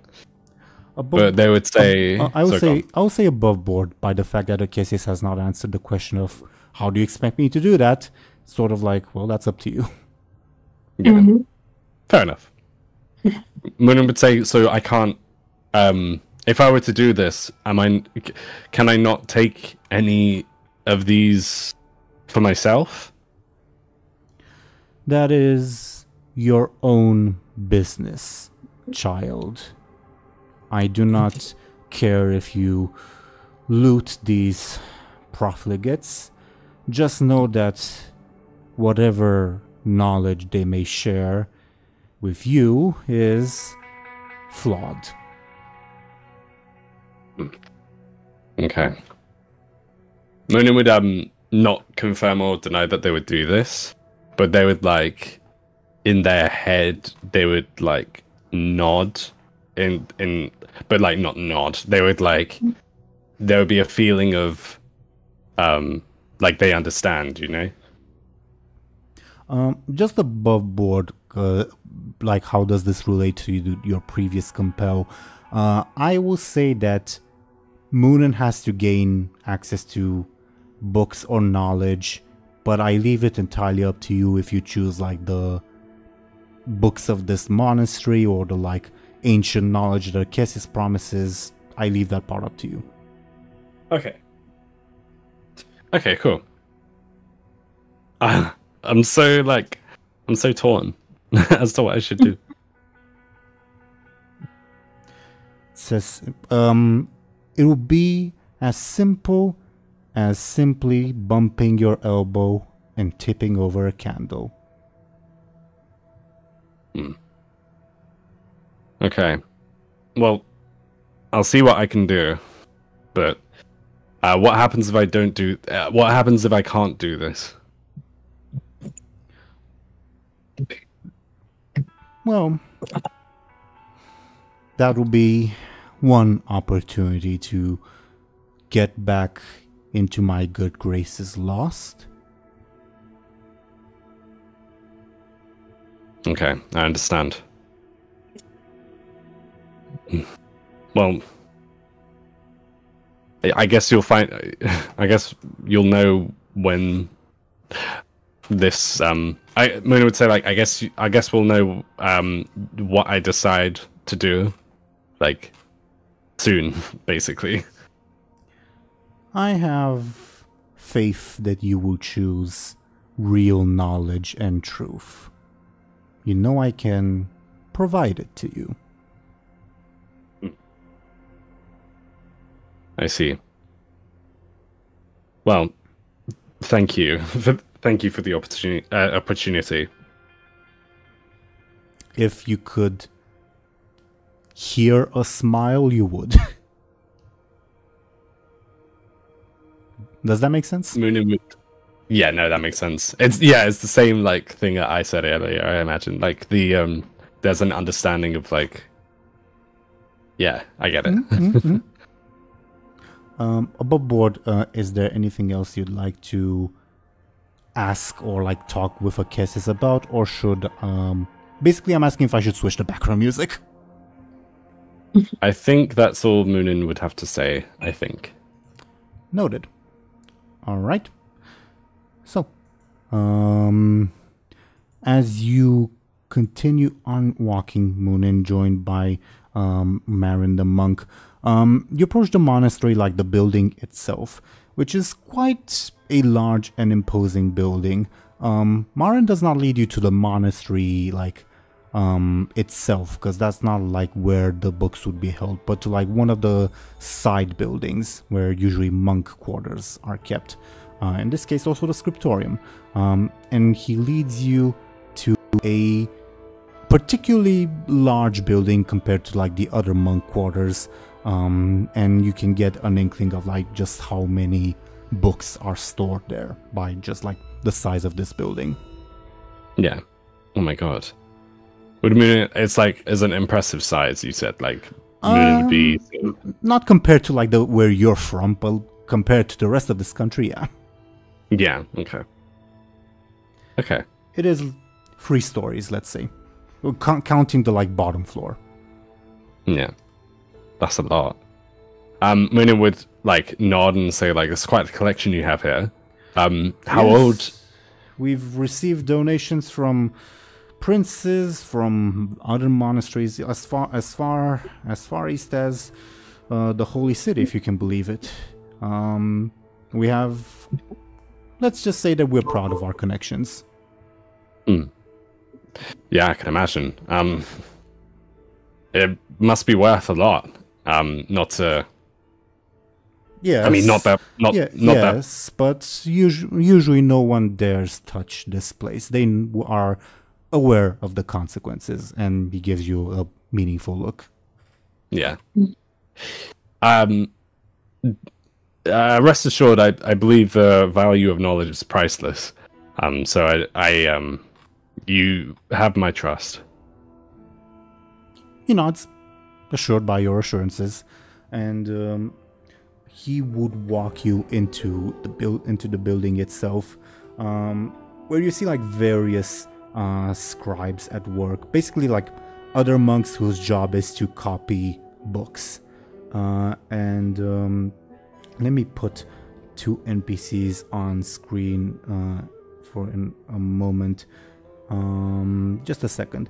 But first of all, do you have like Deli any questions about like the environment that you would like me to describe or anything like that while I put stuff on screen? I suppose the only question I have, like, are there any so we're not inside the actual, like, inside the actual library, right? Or you're walking inside, and like the first room is the scriptorium, which is the place where they copy books. The storage area is like in the back or like on the upstairs floor. Okay. I would ask, is there anything like any sections to the library like that are caged off? But obviously we're not there yet, so I can't ask that. If you know what I'm saying. Yeah, I cannot tell you yet. but I will say that you are probably going to find them in like the top floor or like the back of the rooms, if that makes sense. Like that would generally be where you keep that. Okay. Okay, cool. Other than that, like, are there any? Oh, there he is. Found him. Sorry. But go ahead and ask your question. I was gonna ask, are there any like walls or like, sorry, are there any like statues or like carvings and all that or anything like that of like the three? Like decoration. Yes, there is decoration around. Mostly like uniquely enough for this country, stained glass windows. So like this is clearly like a very rich place, so to say. And also the walls are painted with like depictions of saints and of like events in like the history of the church and all of that. Yeah, that's really cool. So no statues, but the walls are painted and the windows are made of stained glass, which unfortunately does make lighting an issue, given that these people are like supposed to be riding all day long, if that makes sense. Yeah, that makes sense. They've got strained eyes, I imagine. Very. Yeah. Okay. I guess Marin might offhandedly mention, I've heard that often in the West they have like these pieces of glass that they put over their eyes to fix bad eyesight. Yeah, I believe they're called spectacles. My father had a pair. Oh. Well, maybe you should have. Maybe if you can teach us how to make them, we'd be very, very grateful. I mean, you flatter me. I wouldn't be able to. I don't have that kind of knowledge or even equipment to be able to make them for you. I apologize, but perhaps one day I'll, as a thank you for your services, I'll send instructions on how to do that here, like from my home country. Oh, we'd be most grateful. And at this point, the like NPC that you see on the left, that of the two that I put on screen, do you see where I'm pinging on the map? Yes. So that guy, who is quite obviously a slave, although a more well-dressed slave, pops up and says, "Greetings, your holiness." And Marin just says, "Show him around to introduce him to Kalinikos. He has free reign in the library." As you wish, your holiness. Anything else? Asks Marin. Marin asks you, Muninn. I believe that's everything, but thank you. I suppose I'll see you soon. Right. Gives you a nod, and Marin, unless there's anything else, would depart. Good to meet you, Muninn would say to the newcomer, I suppose. I don't know. You look slightly surprised that you're like talking to him about him, if that makes sense. And he says, "This way, good sir." Right. Thank you.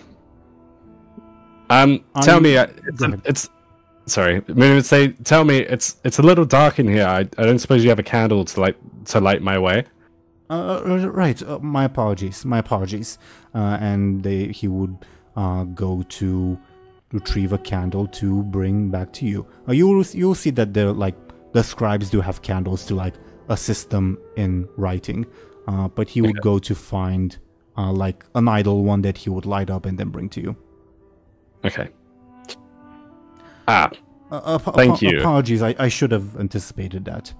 Are you a scholar? From Brightland, actually.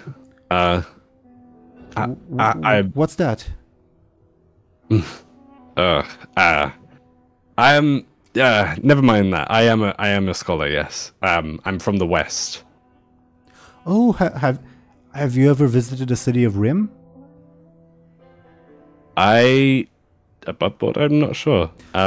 It's a culturally important city, but not a politically important one. Okay. So your choice. Yeah, I feel like Muninn probably has. It's the like ancient capital of the Rimlen Empire. Yeah. Is it on the way between? It sounds like a weird question. Would it be on the way between here and Nowhere near close. Nowhere near close. Okay. Maybe not then. Maybe not. And that makes things easier because it's harder to lie about somewhere that I don't know about board. But fair. Or not lie, but you know what I mean. Muninn would like shake their head and they would say like, "Oh no, I've never been, but I know people who have been. It seems like a lovely place." I've heard the old emperors built statues that are high as this building, doubly so, and I've heard that there's a big bishop with a big hat that rules over the place. You should visit. Sorry. I'll bring your candle right away. I apologize. I spoke out of turn. Don't apologize. It's fine. Thank you for the candle. Yep, he would bring. Bob, would you like him to light it or not? Yes, please. Yep, he would light the candle and give it to you. It's like it's not just like a. You're not at risk of like the wax melting over your hand, if that makes sense. It's sure. I'm not sure what the word is in English, but you basically have a way of holding it that is safe and still provides light. Yeah, sure. I don't know the word in English either, but I know what you're talking about, like visually, if that makes sense. Thank you. This slave says, I should, as His Holiness ordered, I should introduce you to Kalinikos. This way, please. Of course. May I ask, who is Kalinikos? He's he's the master of this library. He's been the head archivist for 70 years. He's been kind enough to take me on as an apprentice, but obviously I can't follow in his footsteps because I'm not free to do so. But I enjoy learning.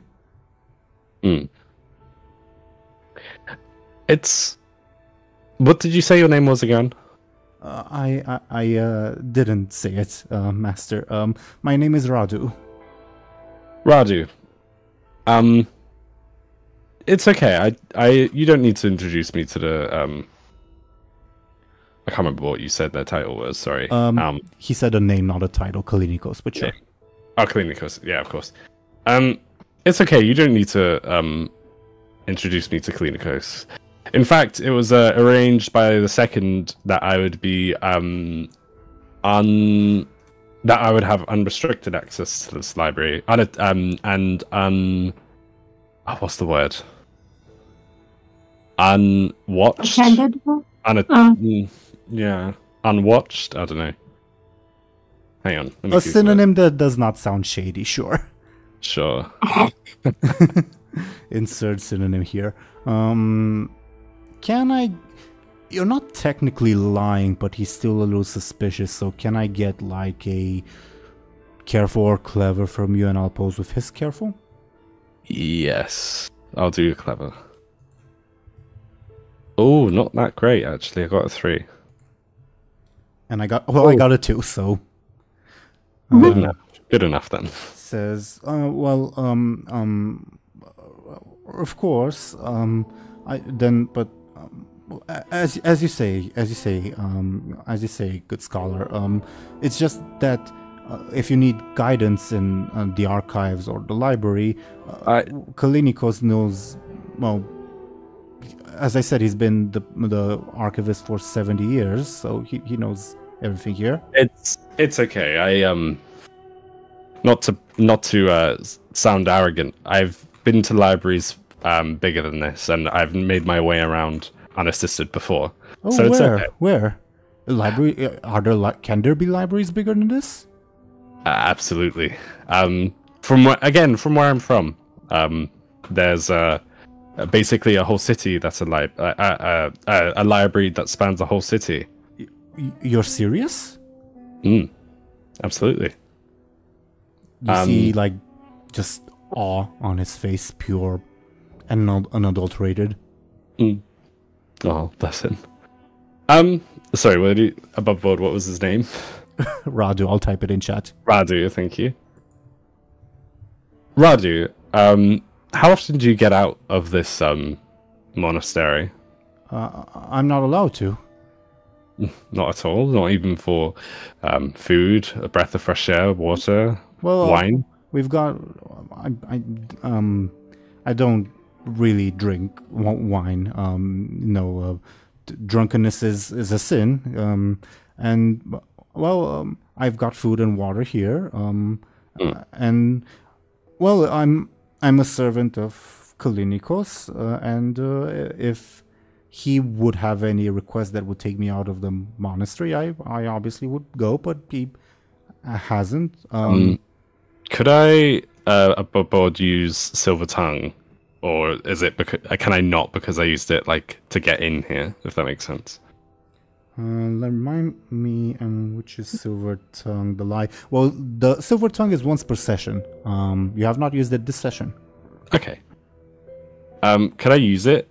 And then Muninn would say like, I gotta be careful how I say it. But Muninn would say like, I do so enjoy monkeys pawing your stunts, yes. Muninn would say like, listen, there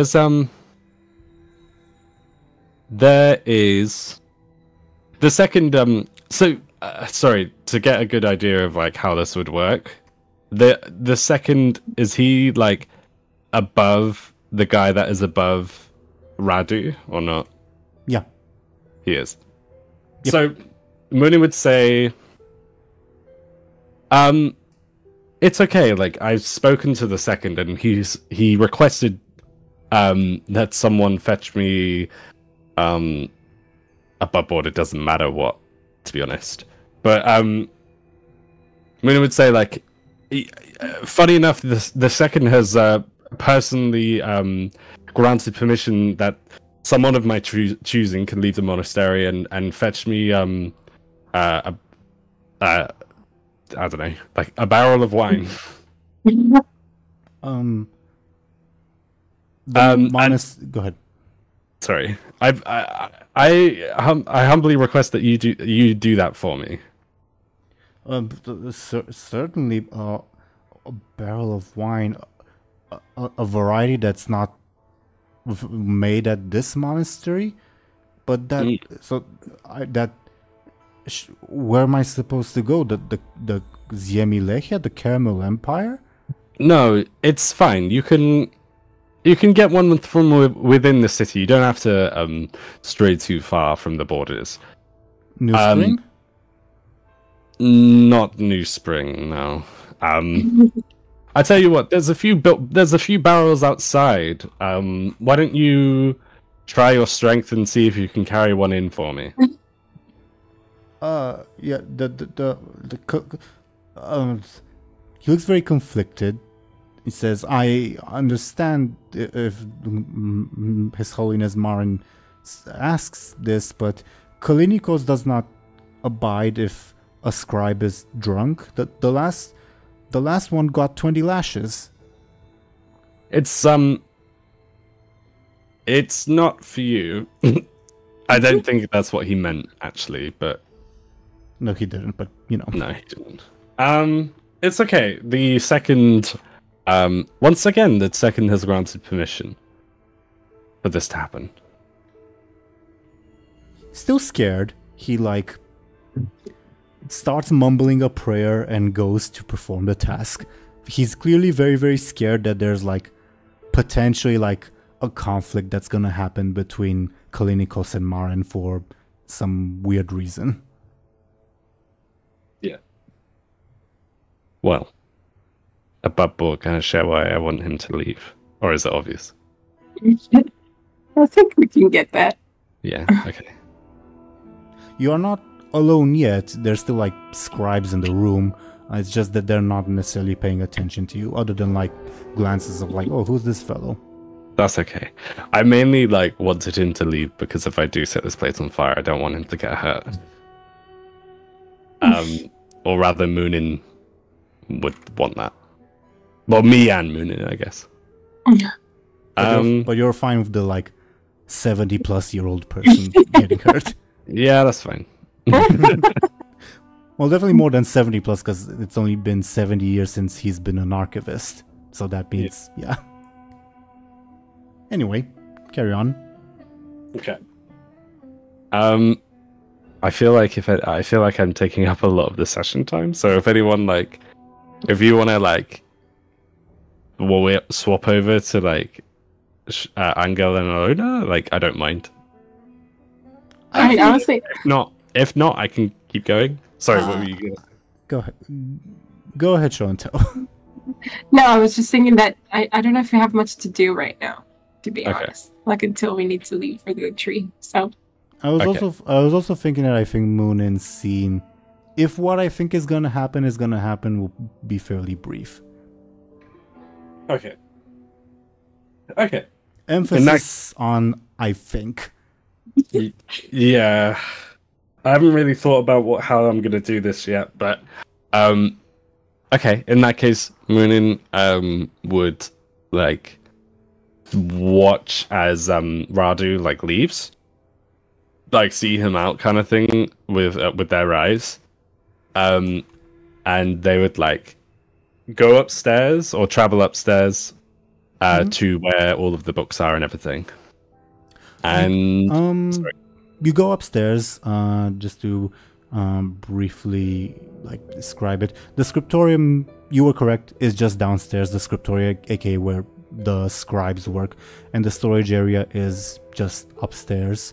You do find there's a door that is unlocked, but you do see that there's a lock present, if that makes sense. Right. It's just that it's unlocked. If you go inside, are you trying to stay hidden? Because there are some monks perusing the collection to get a book or another. Not a lot of them, but there's still some. Maybe not hidden, but at least unnoticed. I guess that's the same thing. So yeah, Muninn wants to be unnoticed, yeah. Give me a sneaky, and I'll oppose with a generic careful. Okay. I don't have any stunts for sneaky. Oh, interesting. Tie on an overcome means either you fail or you succeed at a negative cost. Okay. You do have a fate point. Only one. I'll succeed at a negative. That's where I'm leaning, but I don't know what would happen, obviously. So I don't know. I guess succeed at a negative cost? Okay. I'm nervous.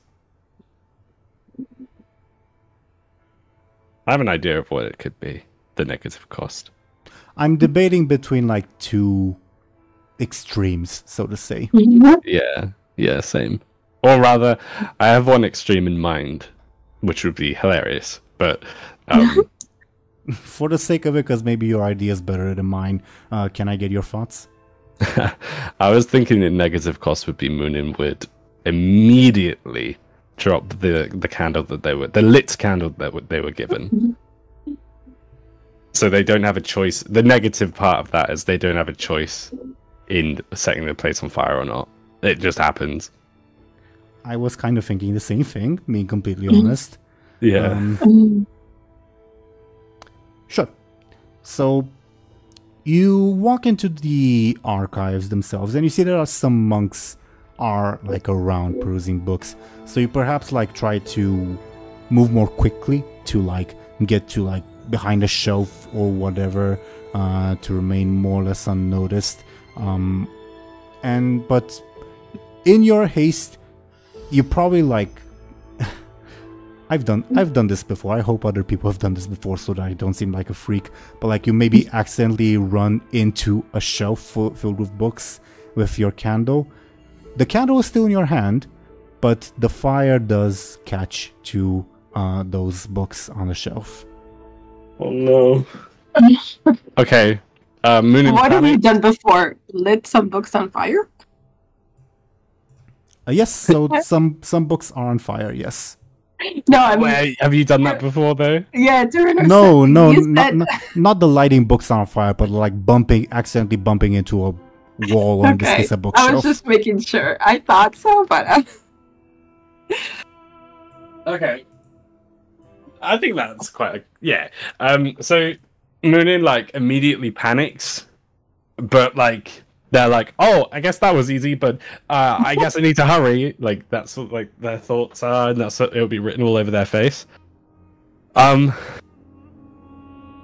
They would possibly like The smell of dust and like dry leather is very heavy. The fire will spread quickly. yeah. So what they're gonna do, I think they're gonna slide. They're gonna put the candle on the floor and maybe slide it towards. Did you say there's a group of people? No, not a group. There's like scattered monks here and there, like individual. Okay. They would probably like. Do you know what they're gonna do? They're gonna try and I don't know if this is gonna work. They're gonna walk past the nearest monk, who is hopefully buried their nose into a book or into a shelf or something, and try to unnoticed put a candle their candle next to said monk, so it looks like that the monk is the one that had an unattended candle.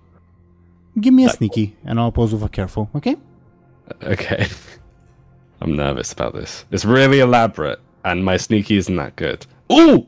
Well, the monks aren't that careful either. They don't expect any danger here. oh no.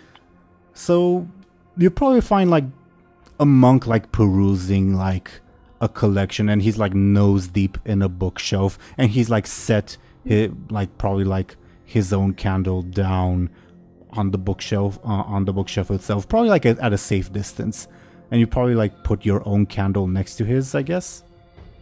I suppose so. Or I guess for the sake of like what you had in mind, I guess he maybe didn't bring a candle, maybe he forgot it or whatever, and you put it on like the bookshelf that he's perusing, safe at perhaps like a safe distance from the books, maybe, but still to make the framing, I guess, clear. Yeah, I think so. Sure. Maybe a little bit too close to the books. Like, not so close that they would catch fire, maybe. Or maybe they, I don't know. Is it alright if I put it too close to the books? Give me a careful. Okay. That makes sense. A 4. You're able to put this safely. Yeah. Yeah, to frame the guy. So, as Muninn has done this, they would, like, not even... It's kind of like a drive-by. They don't even look at this monk as they do this. Mm-hmm. And can I look around to see what is probably the most interesting thing to pick up? Give me a careful, but it'll be a difficult roll because I'm assuming you're doing this in haste. Yes. Okay, I'll careful. I got a 5. Well, that's good, and your stunt does apply. Okay. Oh, epic, 7. Well, because you got a very, very good roll, what are you interested in? History, theology, mythology, biology, linguistics, like, there's lots of options. What are you interested in? Oh, I don't know. I didn't think about this. Or are you perhaps going for a valuable book instead of one that provides knowledge, if that makes sense? Like one that's plated with gold or whatever? Nah, Muninn would Muninn would go for something that is like smart rather than pricey. Okay. If it's pricey at the same time, then fair enough. But with your role, it definitely can be. Okay. Muninn would probably go for something. So they've got a book on language and history, so they'd probably go for something related to theology. Or you can surprise me, because they're doing it in haste. So although they can recognize that it's like probably a smart book, they don't know what it's about. I have like a pleasant surprise for you, I guess. like one that would probably prove useful. You probably will not be able to read the title right now, but in a hypothetical future, when you would make a hypothetical escape, you would know that the book is titled "On Ancient Demons and Myths." Yeah, that's cool. I'm happy with that. Okay. And for the sake of it, because you got a very good roll, plus your stunt applying, well, I leave it up to you. Would you like this book to be valuable? Keeping in mind that valuable means probably like plated with gold, which would make it heavier and potentially a target for theft, but on the other hand, fancier. I would imagine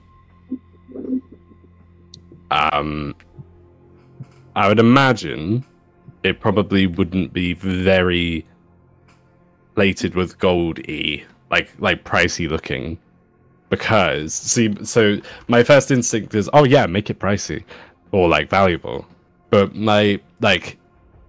I feel like a book on demons in a place that it like worships the three wouldn't, quote unquote demons, but yeah, quote unquote demons, yeah.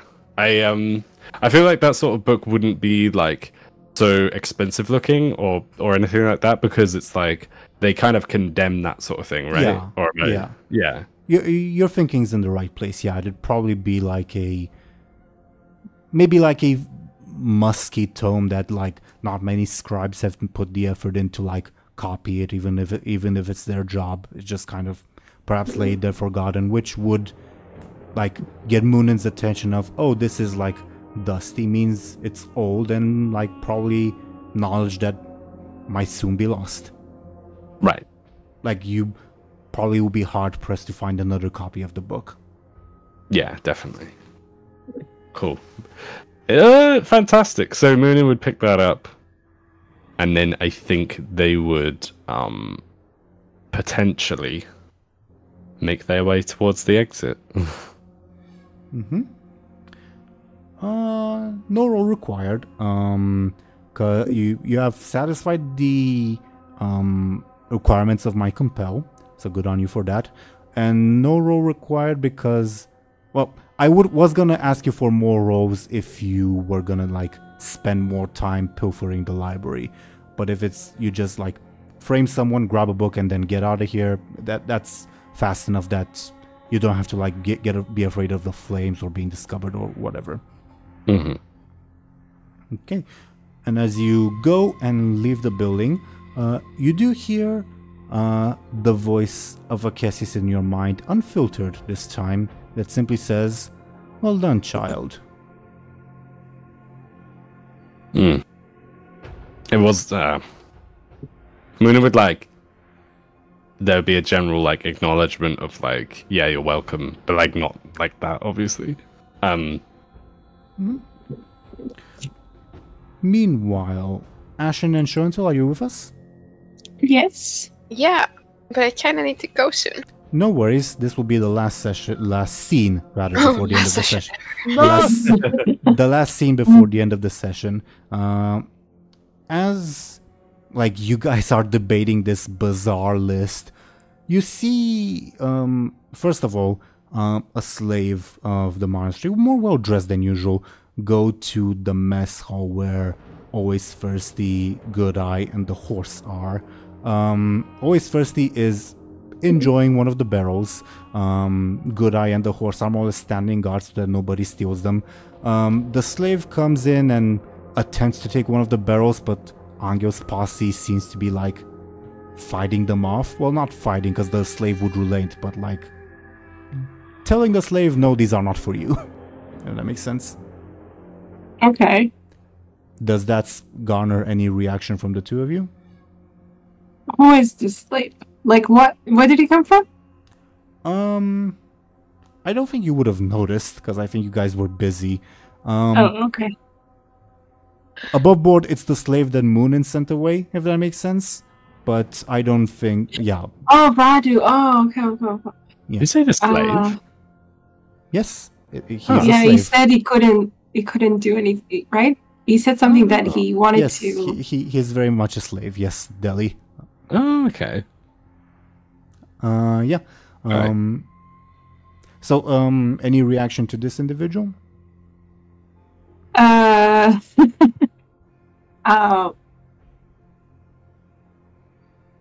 guess Anghel would maybe go over there, I guess, and be like, oh, well, I can't even speak to this then. Yeah, I don't know. I don't know what Anghel can do. Maybe he can. Are they like? It's always like. Are they just kind of? Was it like pretty calm, the interaction? Like, or was it like aggressive? The slave basically went to grab one of the barrels without like saying hello or anything. Always Thirsty and Good Eye yelled at him, and the slave is like backing off, like apologizing. Always Good Eye backed off. Always Thirsty is still yelling, but not like chasing him or whatever. Okay, I don't know. Like Anghel wouldn't know. It's Muninn who sent it, and yeah. I don't know. Ashen?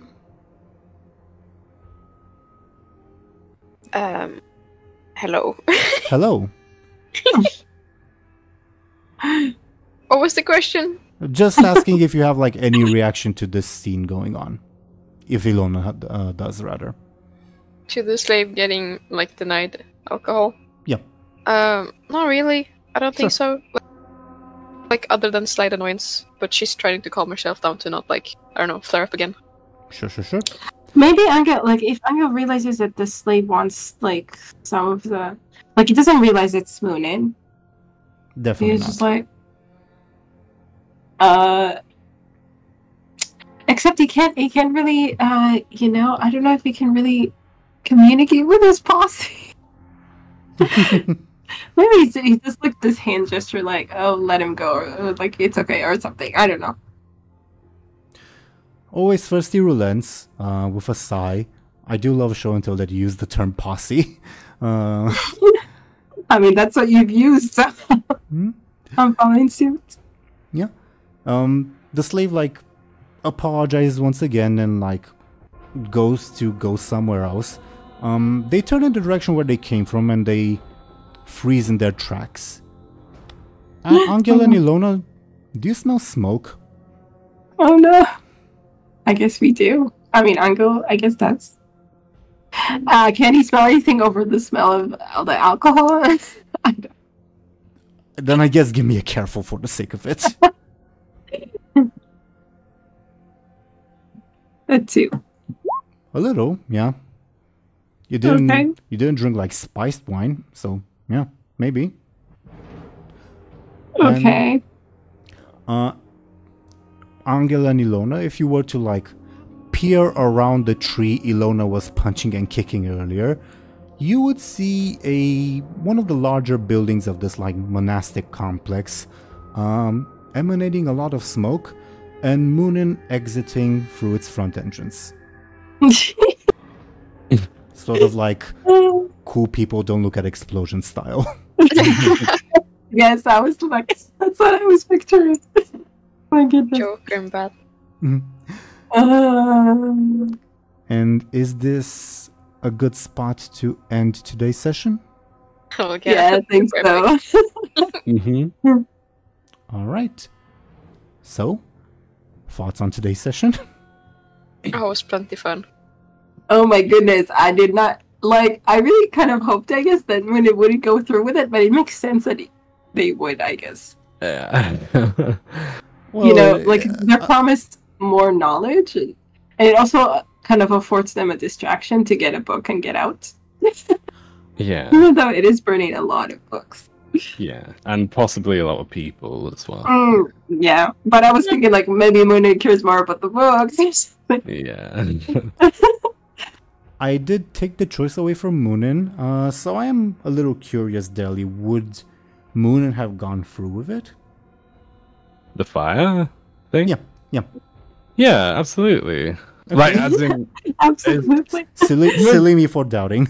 Yeah, I thought I had a choice or not, right? Or yeah, but to do it or not. Bad consequence happened. Yeah. You had a choice. What I'm saying is that I kind of took the choice away from you when I said that you bump into the bookshelf with the candle. I see what you're saying. Yeah. Do you know what? It would have happened anyway. So it kind of makes it kind of like it happened by an accident rather. So it wasn't technically Muninn's fault. Yeah. Yeah. Cassius doesn't seem to think that way, I guess. Yeah.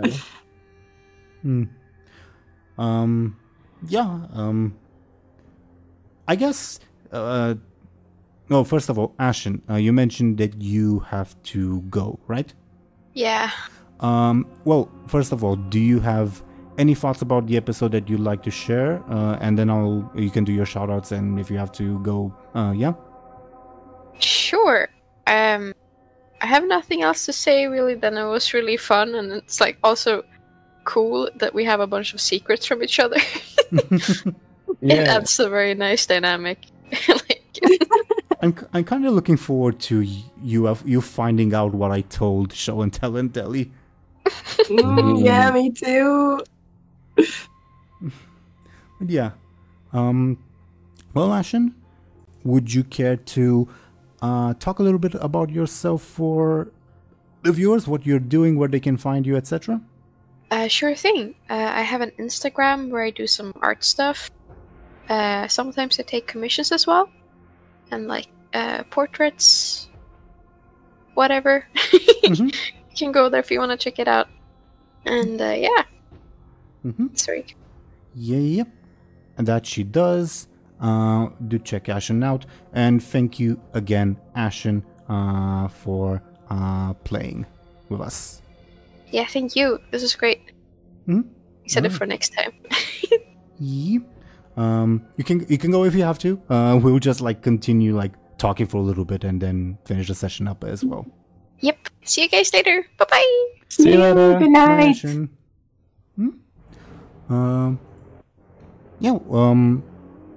I guess taking things sort of chronologically. Chronologically was the discussion about the Rimlen ancient people. Thoughts on that, I guess? Yeah. The skeletons, you mean? Yeah, Illona and to an extent Anghel telling Muninn about like the communication thing and them speculating on it. Yeah. I think it just drove in for Anghel how bad the situation is. And yeah. He's not taking it well. Yeah, definitely. It seemed like a hopeless conversation, if you know what I'm saying. Like what it's like, oh yeah, like the army might come and try and like fuck up the village because of missing soldiers, and the skeletons, they have like hostages and they might come out and attack people. It just seemed like really hopeless because it's like, well, we can't do anything really apart from what we're already doing. So it was kind of like, it was kind of cool because like, in a Dark Souls kind of way, like, you know, like you feel hopeless because it's like you just feeling it, like you can't do anything. Yeah, I'm just definitely feeling that.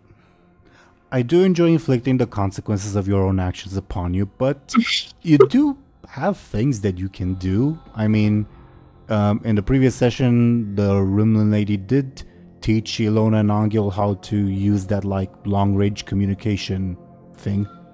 Yeah. That's true. With ingenuity, right? Right. But like, I wonder what I guess Anghel needs to think about what to say. Like, what can they say if the... I don't know. Like, what could make this better? Like, maybe releasing the prisoner somehow. I don't know. And then I don't know what. Perhaps. An option to keep in mind for the future. Yeah, Anghel will definitely keep it in mind. After he's done, I don't know, having a hard time. Yeah. Feeling miserable.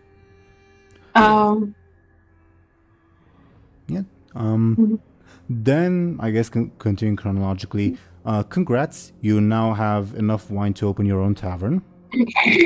Yippee! I was so angry about that. That was so funny and random. Yeah, it's funny though. The difficulty I had in mind was for you, Muninn, Deli, was 2, and you rolled a 1, a critical fail. Yeah. Man. Well, I mean, at least always thirsty. Yeah, he'll be happy for like 30 minutes. Yeah. It's not. It doesn't even last that long. Not worth it. Yeah. Yep. I did mention off the record, but I'll mention it on the record and like go into more detail probably next time. You can use always thirsty to like drain a small river if you want. So yeah, he definitely has an appetite. Is that the right word? An appetite when you're talking about drink? Yeah, I don't know. A thirst. I don't know. A thirst. Yeah, that's a good way of putting it. Yeah. So always thirsty, good eye, and the horse got those barrels for you. Then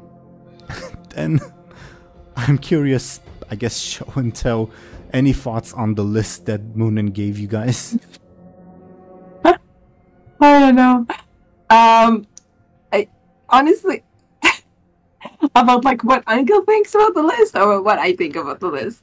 I don't know. Both, either.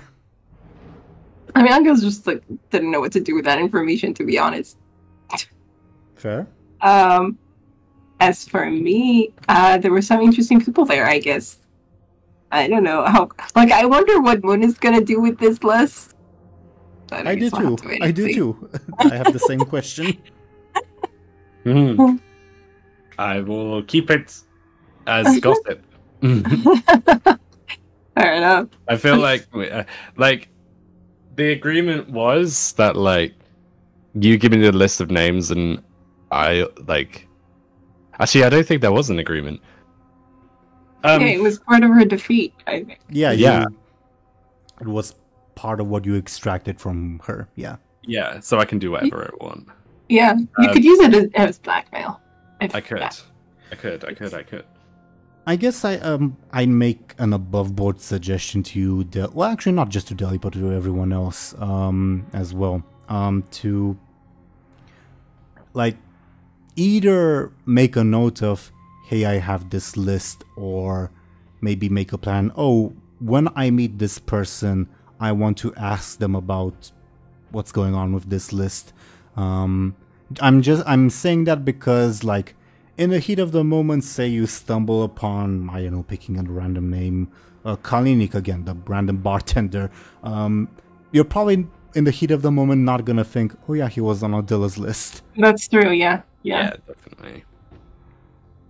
I don't know why you'd want to blackmail a random bartender, but yeah.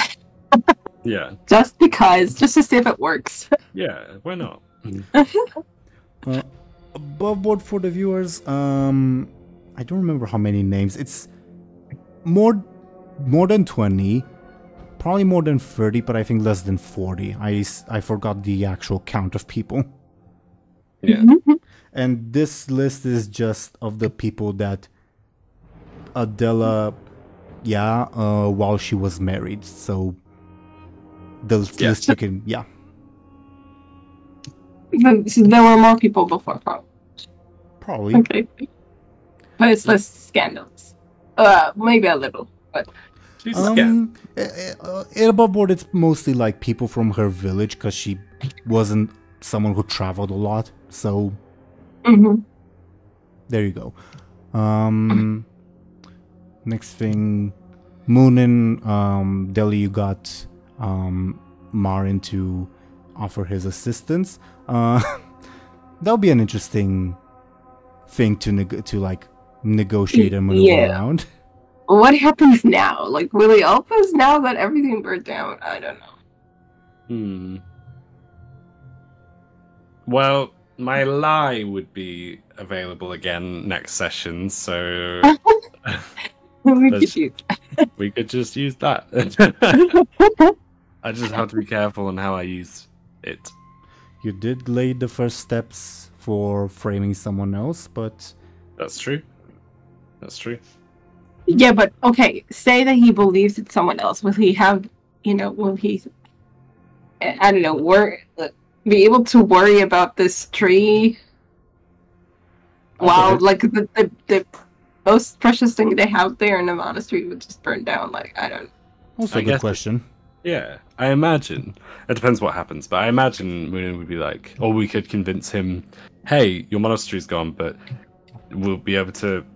You would get enough favor to rebuild it, like, by helping us. Okay. I don't know. Maybe. We'll see.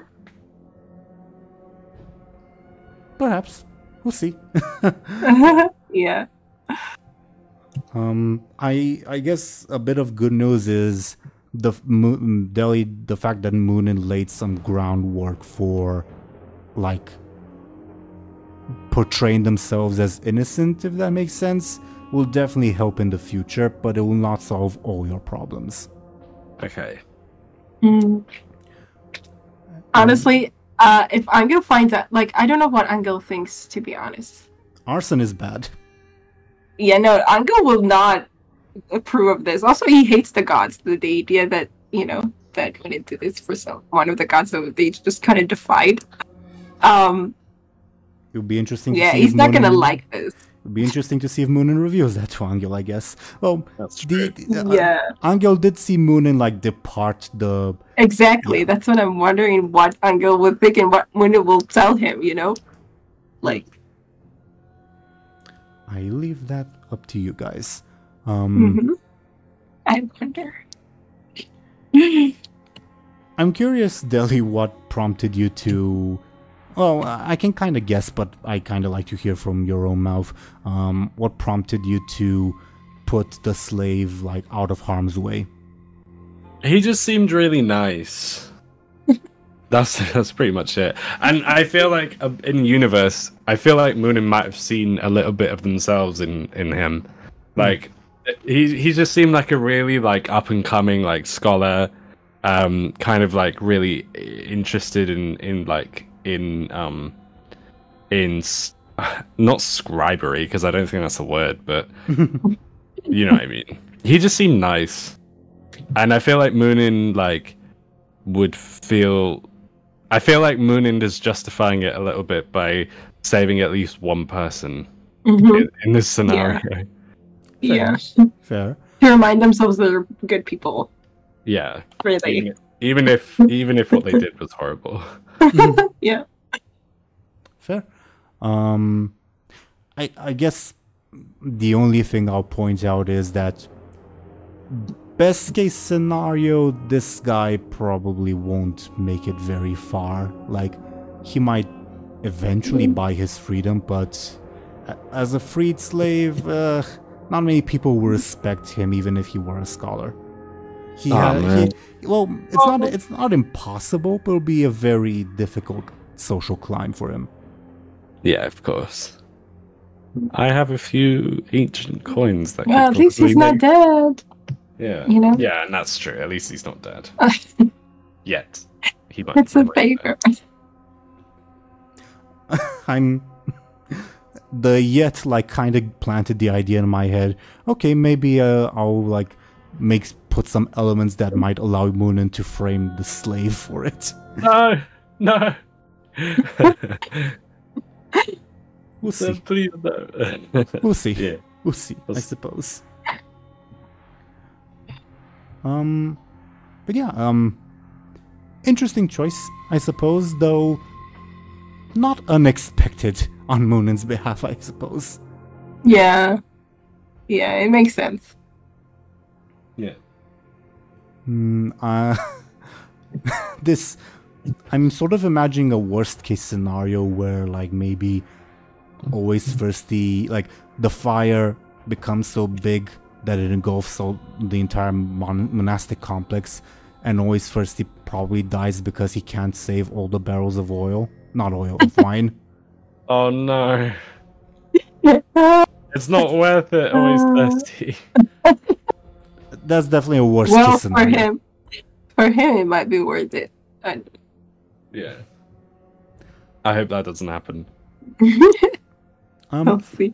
Above board, it will entirely be dependent upon some other things that you guys don't know, but also the rolls of the dice, if that makes sense. Yeah. I was thinking as well, it would be interesting to... I'm not trying to get an answer out of you, but it would be interesting if Always Thirsty drank a river and then like used it as like to put the fires out. I'm wondering... Are there rivers nearby? I don't know. There is one running through the like village where the monastery is, yes. Yeah. Oh, that could totally be a thing. Actually, you can look at the map and you see the river. Yeah. That's true. I'm wondering if that would invalidate the deal We'll see. that Muninn had. But yeah, like you said, we'll see. Anghel could do it though. He'd like tell Always Thirsty to do something. We'll see. We'll get to that when we get to that, I suppose. Obviously, we're like bouncing ideas off here, but that risks going into spoiler potential territory, and yeah, basically, who knows what's gonna happen. Yeah, true, but it's a good idea, so I'm glad that you brought it up. Sure. I should ask you guys, do you have any other thoughts you'd like to share before we go into our shoutouts? No, I don't think so. I don't think so. All right. Well then, dear viewers, thank you once again for watching and listening to us. Let's see what these lovely people are up to.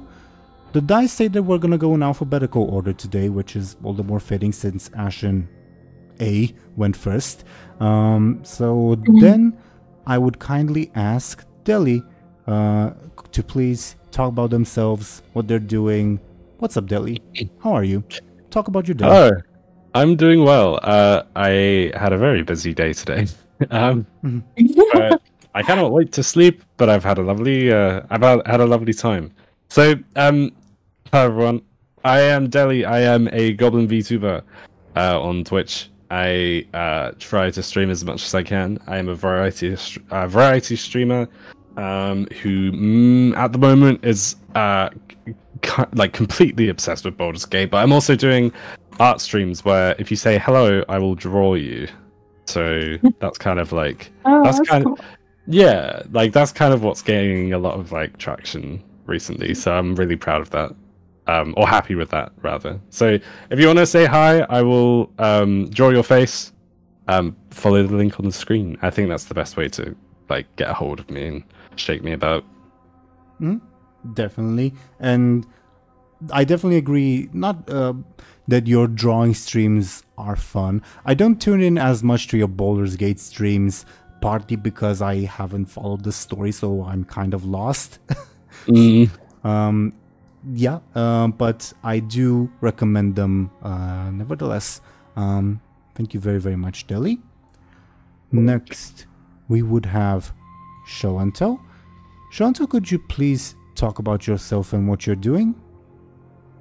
Yes, hi, I'm Show&Tell, and I have a Patreon at which I do reactions to shows. I recently watched One Piece live action, and I honestly couldn't stop watching it. I watched it all in one day. Oh, wow. I just couldn't stop. It was so good. I enjoyed it so much. So, yeah, I don't know. I just had to share that. That's good. That's good. That's good. That definitely makes for a fun reaction. I imagine you're reacting to it. Yeah. Anyway, so I have like a stockpile of reactions that I will post week by week, but yeah, they're all ready, and I'm so like obsessed. Oh my goodness, I don't know how I'm gonna wait for season 2, but yeah. I did not know there was a season 2 announced, but Yeah, it was announced just like 2 days ago or something. That's awesome. That's awesome. Here's a fun little coincidence anecdote for you dear viewers. Show&Tell recently reacted to an episode of a show where something happens that is something that's memed on in Baldur's Gate. Oh. Oh, wow. Really? Deli, you know the one meme romance where you can... Yeah. Yeah. I think I know what you're talking about. Yeah. And Show&Tell, I think you know the bizarre reaction that I'm talking about. Not that your reaction was weird, but the episode was weird. Was it an OVA? Yeah. Are we talking about that? Yeah. Okay. Yeah, I know. Yeah. I just found the coincidence funny. Yeah. Okay. Yeah. Right, you told me about it. That's why. Okay, now it clicks. Okay. Yep. Deli, have you done that on stream? The meme? I haven't. I haven't even done it on my solo playthrough. Because I don't know how to. But I will figure it out. I will like... Okay, good luck with that. Yeah. If you do, please DM me so I can watch the VOD, I guess. for educational purposes. Sure. Oh, Yeah. Either way, thank you, Show&Tell. Do check her out. Yeah. And I, Teeironor, was your dungeon master, game master. I do this series. It's fun, as you can see. I have a lot of fun with it. I also do another series. It's currently on hiatus, and I'll let you all know when it's coming back with a different group of lovely people. So also stay tuned for that. Other than that, again, thank you for watching and listening to us. We're likely going to take a break next week, but I will let you all know for sure on Twitter if we do or not. But yeah, either way, we will see you next time, whenever that may be. So stay tuned for that. Goodbye, everybody. Goodbye. Goodbye.